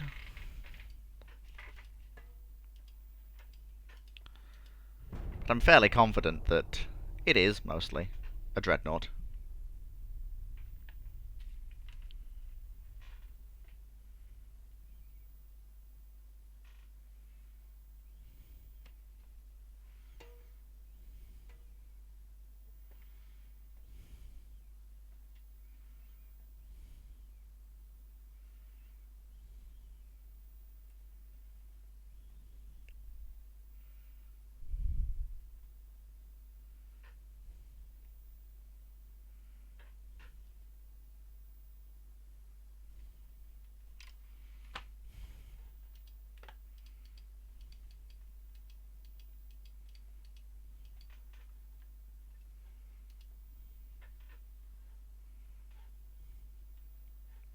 There we go. I'm just immeasurably pleased. Butterfly! Sorry, I saw a butterfly out the window there. I'm just like, I'm a simple man. I like simple things. I mean, the Spanish Empire is literally sitting out of what is, in essence, the First Great War, and just, well, laughing hysterically as everyone else bleeds out ships and men. And the Spanish Empire just sits here and quietly gathers its strength, preparing for a conflict with somebody that may not come until after my term in office is over.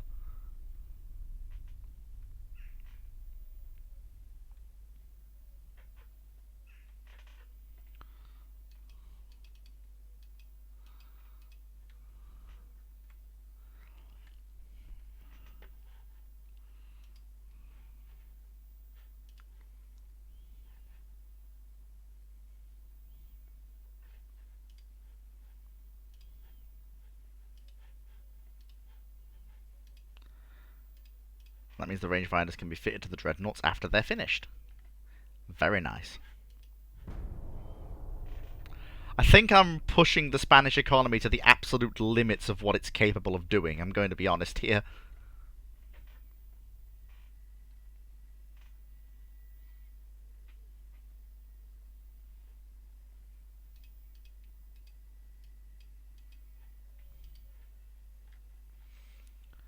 I think the old cruisers, the old light cruisers, will be sent along with the torpedo boats to form the core of a fleet based in Cadiz.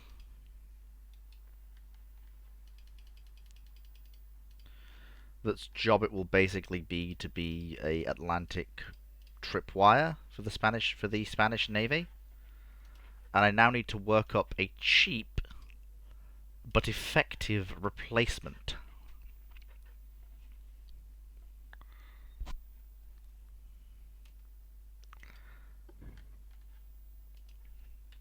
It only needs to do 21 knots, so this hull actually works quite well.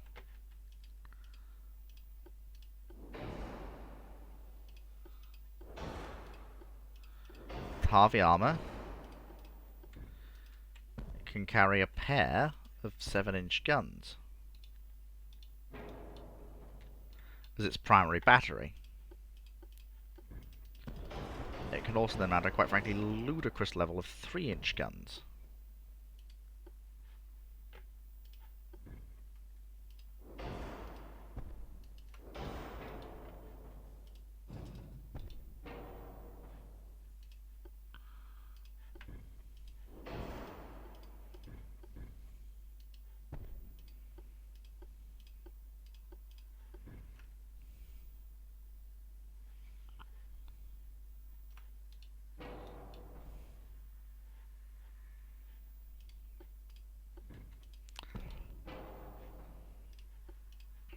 So there we go, bombets.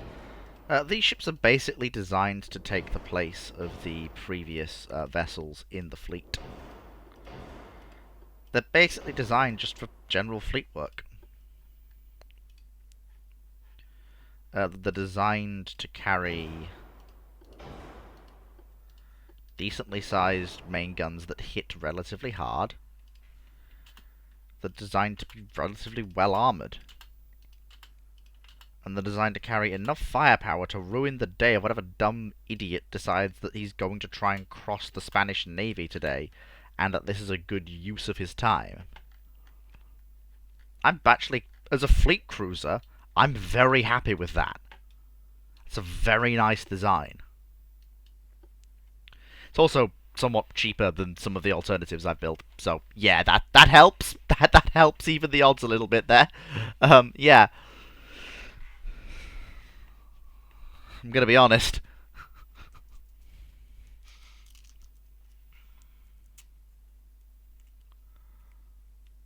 I just hope that the Fleet of Oceans class is in commission before my tenure ends. And I'm actually, honestly, kind of surprised that I haven't had a major war yet. Like, I genuinely am surprised by this. Like, it's kind of confusing.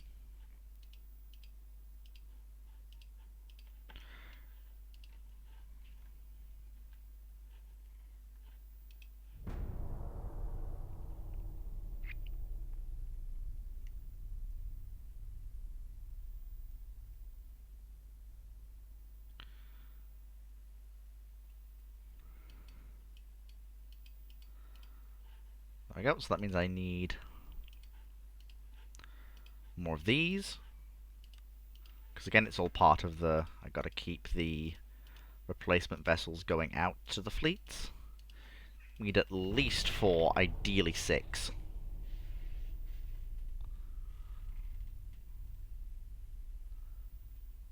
And I think I might just get them in service before the game ends.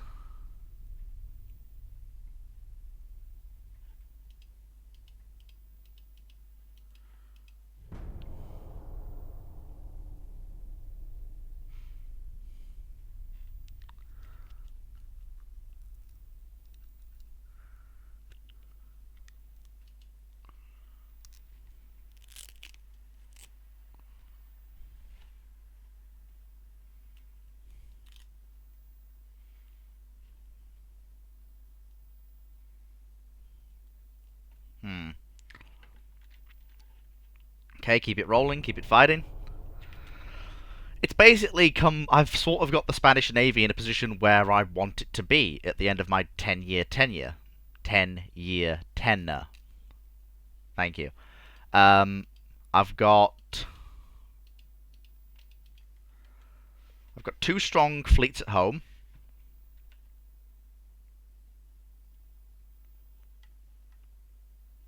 Hang on. Yeah, two strong fleets at home. Centered around two battleships each in the Mediterranean and in the Bay of Biscay, which can be switched to the North Atlantic if need be, but not really at this point. I've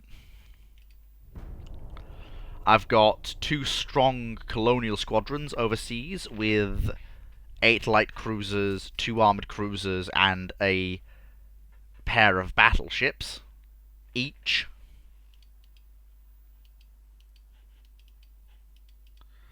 Which basically means that I'm pretty much prepared to fight a war across the entire breadth of the Spanish Empire. Without exception. I have forces in place ready to respond to any crisis that I need to deal with.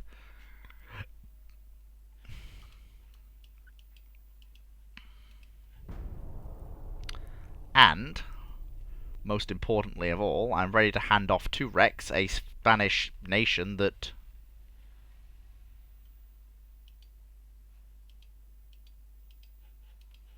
Of course you failed to gain control of Costa Rica, it should be mine.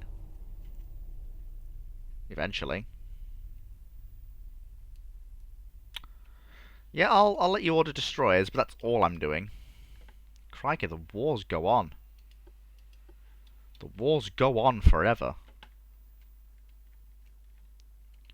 But nothing's changed. Who's fighting who? So France is fighting Austria, Japan, and is almost about to fight China. Yeah, so basically it's France versus everybody.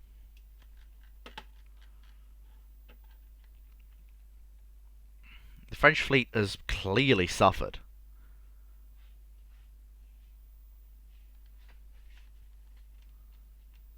I'm starting to fall behind in my GDP. GDP growth is good, but that's pretty much it.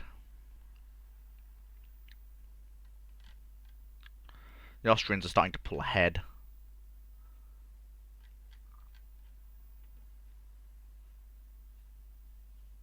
Yeah, but the Austrian GDP stopped growing, whereas mine is growing at a fairly similar rate to Japan's. The crew pool is steadily growing, but that pool is still cadets, which I'm a bit annoyed by. I wasn't able to get my wish of a fully trained and equipped navy that has the best trained men in the world. Sadly, I would have liked to, but it clearly wasn't on the cards.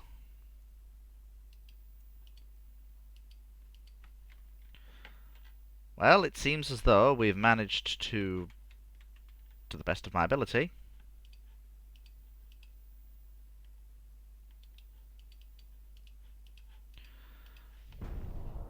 bring the Spanish Navy to a point where it's one of the good ones. I'd have liked more destroyers and more modern light cruisers in service, but I think that's going to have to be left to my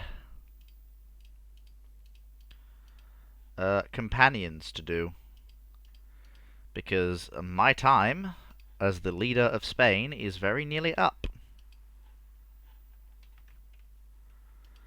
And I am afraid that the Spanish fleet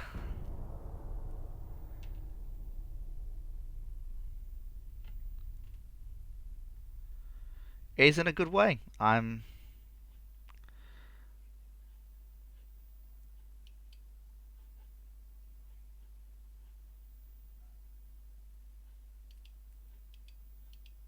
Well, it looks like a war with the US is coming, whether I want it or not.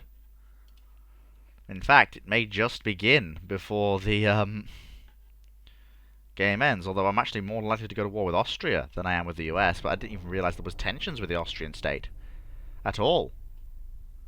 As far as I was aware, we were pretty much good with the Austrians.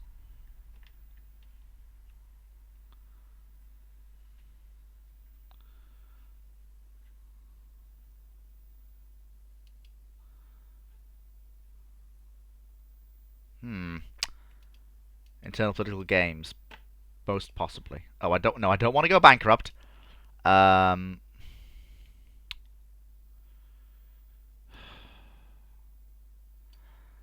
think I may just have moved the Spanish Navy beyond its means a bit. I've basically been building it up for a war. Not Slayer, sorry. Rex can trim and chop as he wishes. But at least I've given him plenty of scope to do things with. He's got plenty of options for what he keeps and what he doesn't keep. Like I said, I would have liked a larger fleet of destroyers to hand over, but that's fine. I'm not going to get that, but that's okay.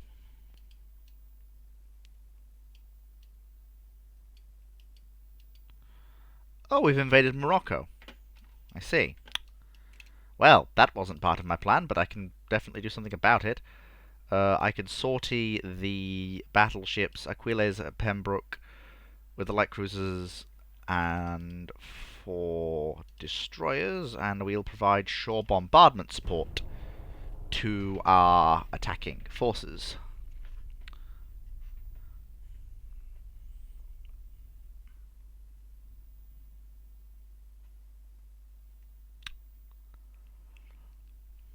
I mean, hey, if I can...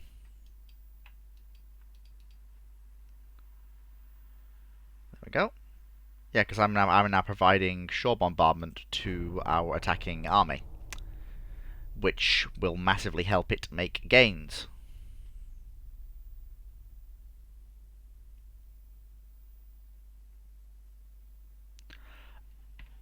Oh.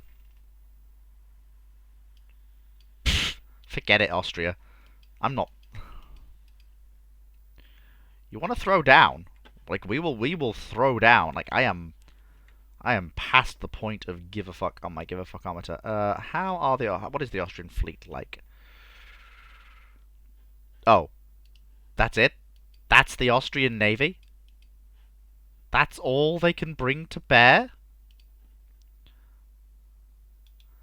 Let me just bulk up the, cruiser strength of my fleet a bit.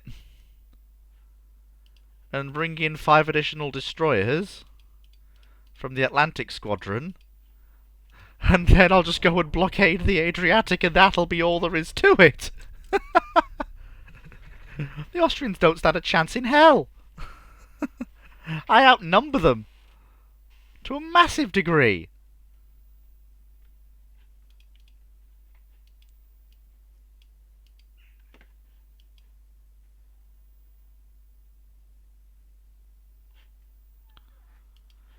Ah, one of our... Oh! It's not one of our cruisers, actually. It's one of the ships we supplied to, I think, the Egyptians. I believe. Well, isn't this interesting? I didn't think I was actually going to get into a war. But it seems as though I was wrong. There is actually going to be a war under my tenure. It's most interesting indeed.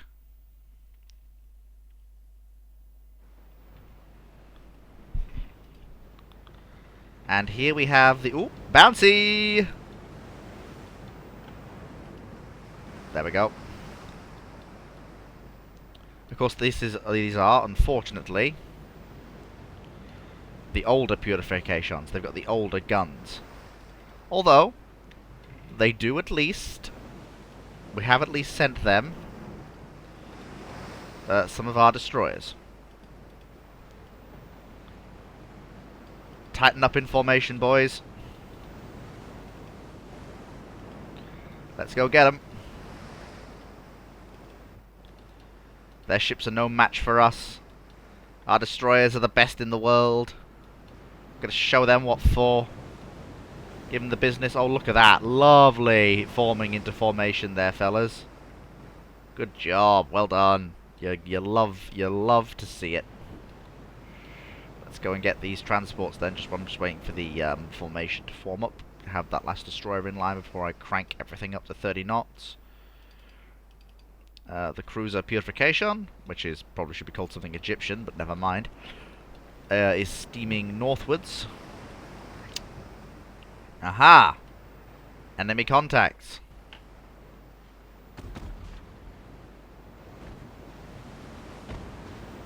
Unless I'm mistaken, that is the enemy armoured cruiser. Silhouette matches up. Yep, it is. It is indeed. And these are enemy torpedo boats, which we shall utterly obliterate with our guns. Because we are destroyers, and you are torpedo boats, and we are the better vessels. We're also armoured, so yeah, have fun with that. My god, they're everywhere! It's a trap! No, it's a trap, I refuse!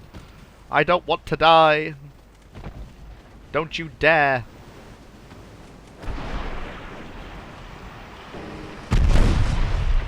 God damned. Ah, we've taken an engine casualty. Got a hit though. Anaconda 5, yep, she's sinking. It's these, like, when these big 5-inch guns hit, it's just, you can tell. Bring the Purification around. Focus fire on the enemy torpedo boats. Much better to kill them, because we can actually deal with them and do good damage when our big 5-inch guns hit, than it is to try and kill an armoured cruiser with 5-inch gunfire.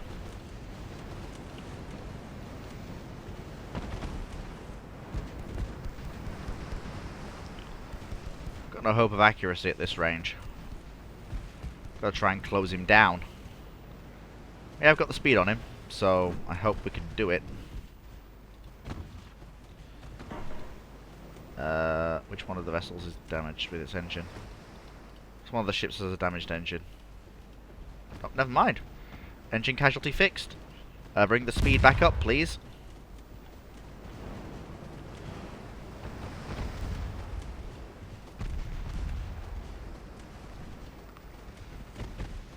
I said accelerate to attack speed.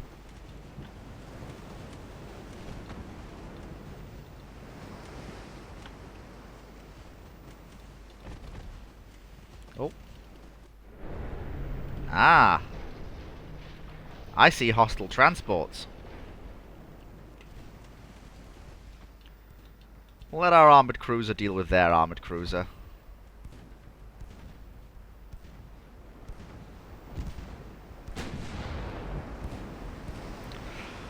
I mean, I can't speak for the training of the crew, because I don't know how the crew are trained in Egypt.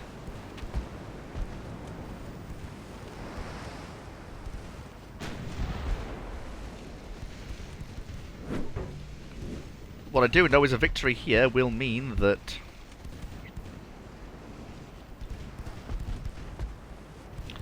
we're going to basically bump off one of Austria's few armoured cruisers. I wish it was one of mine that had the refits and had a slightly better trained crew, but I understand that's not possible most of the time. Well, lads, aim for the one at the front of the queue first, and then we'll get the rest as we come back around. Got a good trade of fire here. Ah, bugger, we hit him, but he's flooding. Don't know what his bulkhead situation is. Never mind, we'll get him. Focus fire on that, please. Actually, turn in. Yep, I saw that coming. Oh. I think the Purification class has a very, very good subdivision.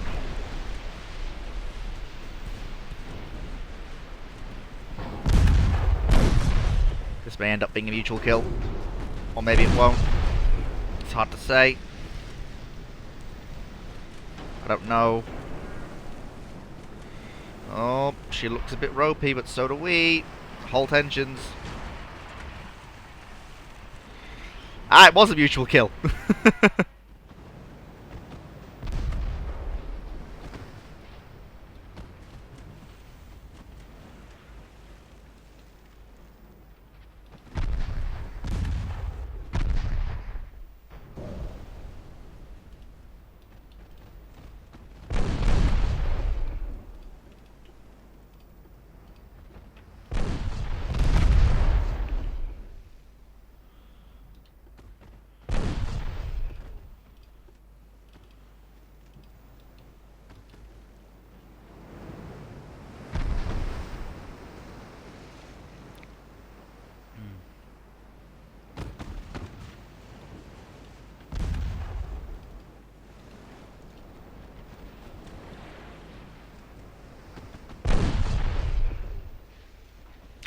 being menaced by Spanish destroyers.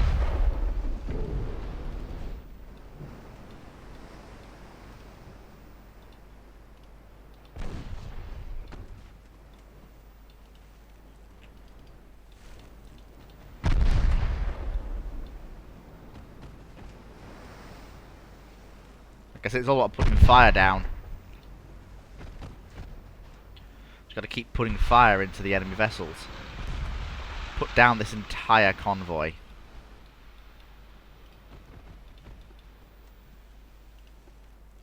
It's the basic concept here. Once the convoy is destroyed,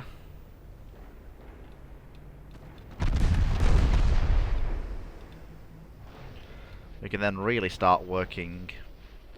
Because a loss of this many merchant vessels, that is going to hurt. That is going to massively hurt. I'm actually going to slow down to stable gunnery speed, actually, because I'm not running away from things and I'm not fighting things. So it makes sense to slow down and get the best possible performance out of our guns.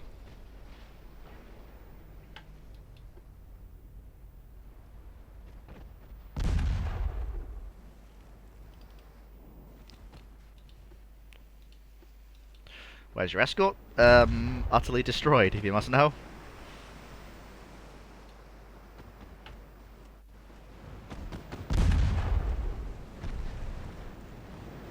Oh no, I'm not into the battle yet. I'm taking extreme pleasure in this. Just watching these merchants go to the bottom because the Austrians couldn't defend them.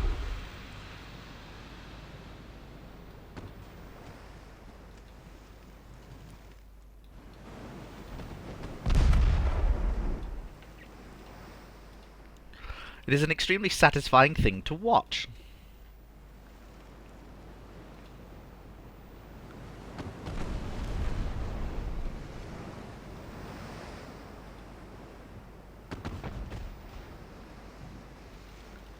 There we go, lads.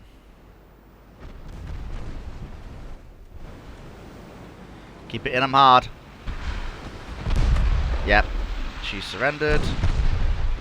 Time to work over this vessel now.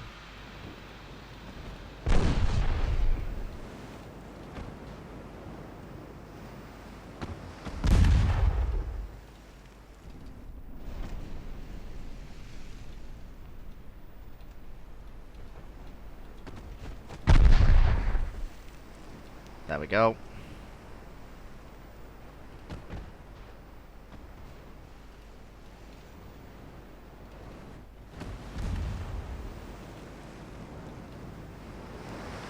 There we go. Just drive-by shootings with warships, I guess you could call it.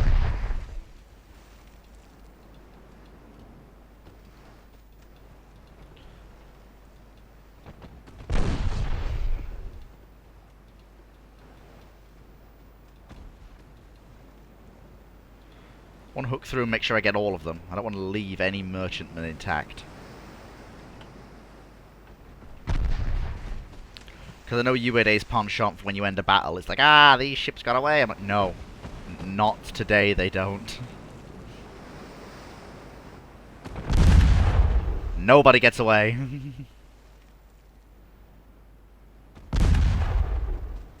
Oh. Ramming speed. Dear. Oh. Well, the General Blanco's captain didn't think that one through, did he? I mean, honestly, that was just silly of him.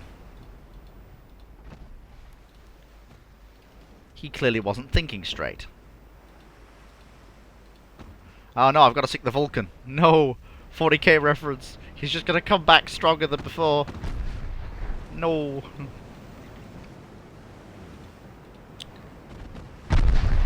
And of course the last remaining Austrian torpedo boats have run screaming for the hills.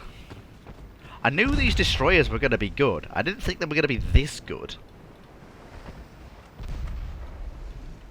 It's downright terrifying the amount of damage they're capable of doing to other destroyers. And they tore apart the Austrian light craft with no loss to their own. Their armor is actually proving remarkably effective against destroyer-caliber weaponry.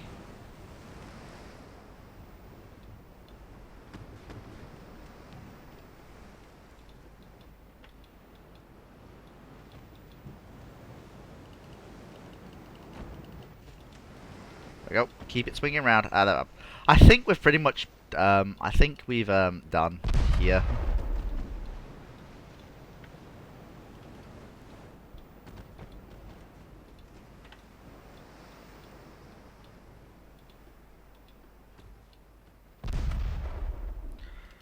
We've sunk 100% of the enemy merchant tonnage. Or we will do, once I finish off this last vessel.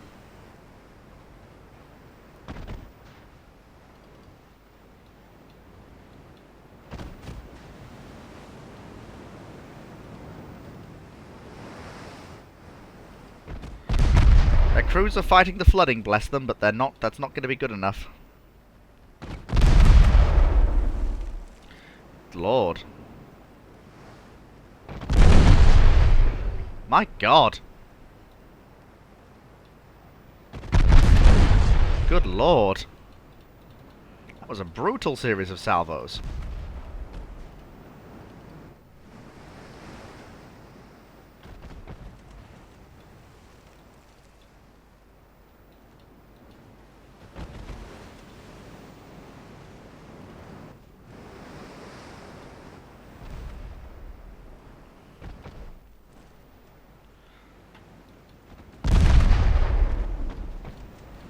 Yeah, just stop the ships and just shoot.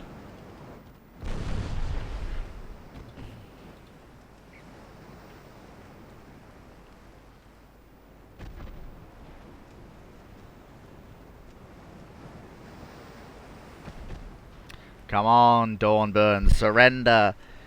You know you wish to. Surrender. It is hopeless to resist the Armada.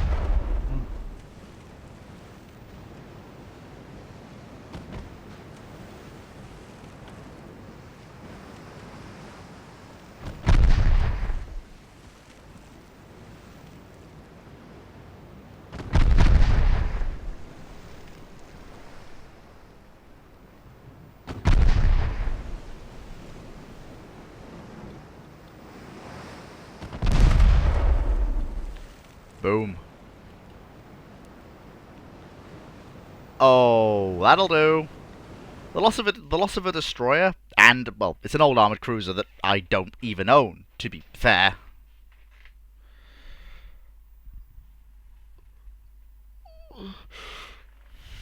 It's an armoured cruiser I built, but I built it for the Egyptians, and they're the ones who lost it. Not my fault, at all. And besides, it did kill the Austrian armoured cruiser, so, hey, I'll take what I can get.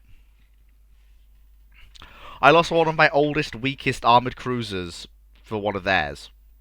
I have 12. They have, well, I have 11 now. They have, less than that.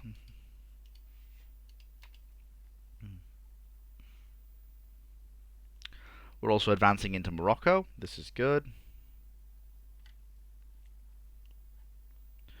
I've gathered together a sizable force, and we're now going to sortie that force into the Adriatic Sea. Oh, we need spare crew. Let me just leave one of the older cruisers behind. There we go. And we're now off. I'm going to now blockade the Adriatic completely. And if the Austrians want to come out, or get back into any of their ports, they'll have to go through me. And my battleships.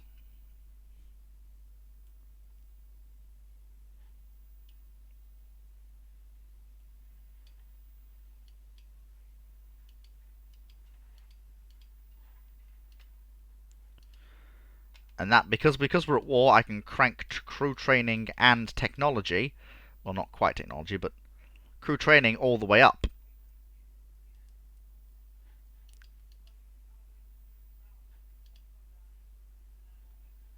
And this will help.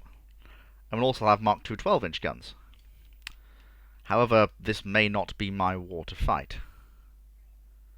It's an old... I don't think I really want to fight that. Although it is one of my, I mean, I don't think we will. I want to catch bigger fish than that. I mean, I've got the Austrians blockaded. There's very little they can do. Unless they want to, you know, actually come out and fight.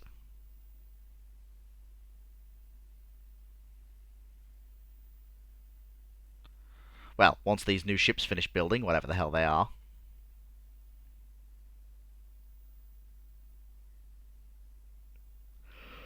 Today we'll bring a pack of playing cards while I wait for these new ships to be built.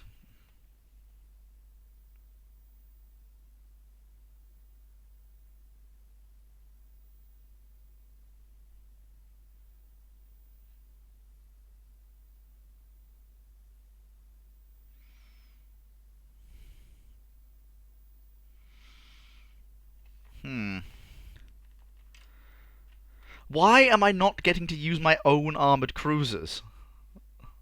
I don't... I'll auto-resolve that because I don't... Yeah, I still win.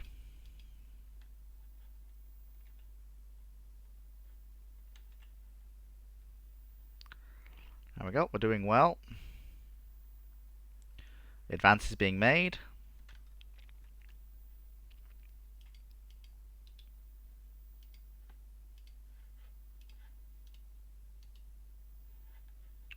I haven't done any naval invasions. Where's Austria? I mean, I'm currently sat in the Adriatic with a massive force. Where's the Austrian Navy? Where is the Austrian fleet? It's a battleship steaming down the coast of South America. I don't know what that's going to accomplish. There's a force of ship... It's on its way home.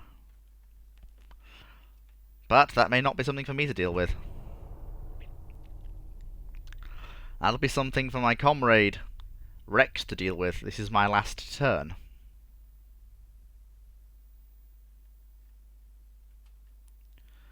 As the war with Austria kicks off.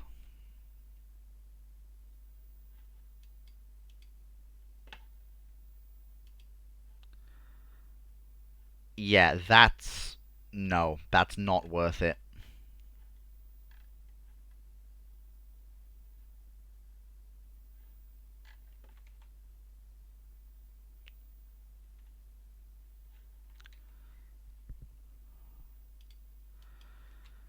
Sorting out the rest of the fleet as my final, although she's in commission.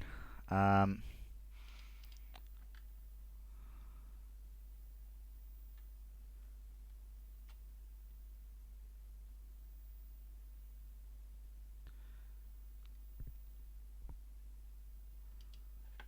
I could sort Alejandra the First to join her sister, but I'd rather not. I think I will sortie them to help increase the rate at which we invade Morocco, that much is for certain.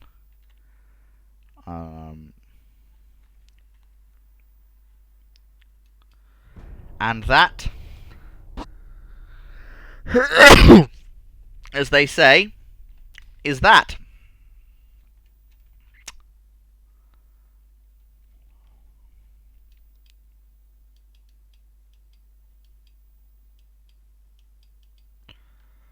My time in office is over.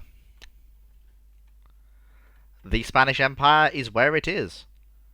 As it currently stands, the Spanish Empire operates multiple different types of warships, with none being out of commission. The Ferme-class battleships were designed for the Armada, but never actually saw service with the Armada, instead being a design exclusively for export. The first battleships the Armada did get, and the one it uses now for overseas station work, are the Conde de Tolosa class. Small, compact, but effective vessels, designed to deal with anything they might encounter, including first-class battleships with their much more modern 9-inch guns. The first proper battleships, arguably, were the Pembroke class, of which 4 were built to serve and replace the Conde de Toulouse when they went overseas.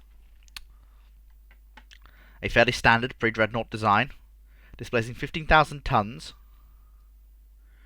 and capable of tangling with any battleship in the world. I then up the ante with the ships that bear my name, the Fleet of Oceans class, which, depending on what your definition of a dreadnought is, are the first dreadnoughts the world has ever seen. Somewhat sluggishly to accelerate vessels, but rather heavily armed on the broadside. They are perhaps worth two battleships of any other nation put together. The Purification class cruisers don't serve in their original form anymore, although all 8 are still in service with the Spanish Navy. They first went through one rebuild and then their final rebuild, which brought them up to where they are now. The Infanteria Maria Theresas are colonial flagships, and serve as the armoured cruiser punch to the overseas forces of the Spanish Navy. No vessels are currently in home waters or the Mediterranean at this time. The Villa de Madrid were overseas foreign station cruisers that preceded the Infanteria Maria Theresas by 3 years, and basically did the job alone until I realised more tonnage was needed on those stations. They've been refit a few times and now look like this. The Blanca class were the first fleet cruisers of the Spanish Navy. All are still extant, aside from one that was sunk in an action with a Austrian cruiser, and were mainly prized for their torpedo tubes, though their effectiveness in combat has yet to be properly tested. They have not received any refits. The Infanta Isabels were the successors to the Villa de Madrids on the overseas stations, and although in this case they've supplemented rather than replaced the Villa de Madrids, with I think 3 in the Far East and 3 in the Caribbean, for a total of 8 light cruisers each. The Velasco class, which are just filtering into the fleet now, are the new dedicated fleet cruisers for the Spanish Navy, and are powerfully armed with a pair of 7-inch guns and a massive secondary battery of 16 3-inch guns. Well-rounded and decently armoured for a cruiser of its size, they're particularly effective. The ship I am most proud of this period, apart from the Fleet of Oceans class battleship, are the Douro class destroyers. 4 5-inch guns, 2 torpedo tubes, and a speed of 31 knots make them the most powerful light forces craft in the world. And they've proven their effectiveness in this video already. They have a decent level of armour for their size as well, meaning that they are more than capable of dealing with opposing forces. The 2 classes of torpedo boats, only the Kurtzor serves with the Spanish Navy. The Arcilla was supposed to, but was scrapped in favour of the Douro-class destroyers. And that's all for now. The Spanish Navy stands at this total. It'll be interesting to see what Rex makes of it.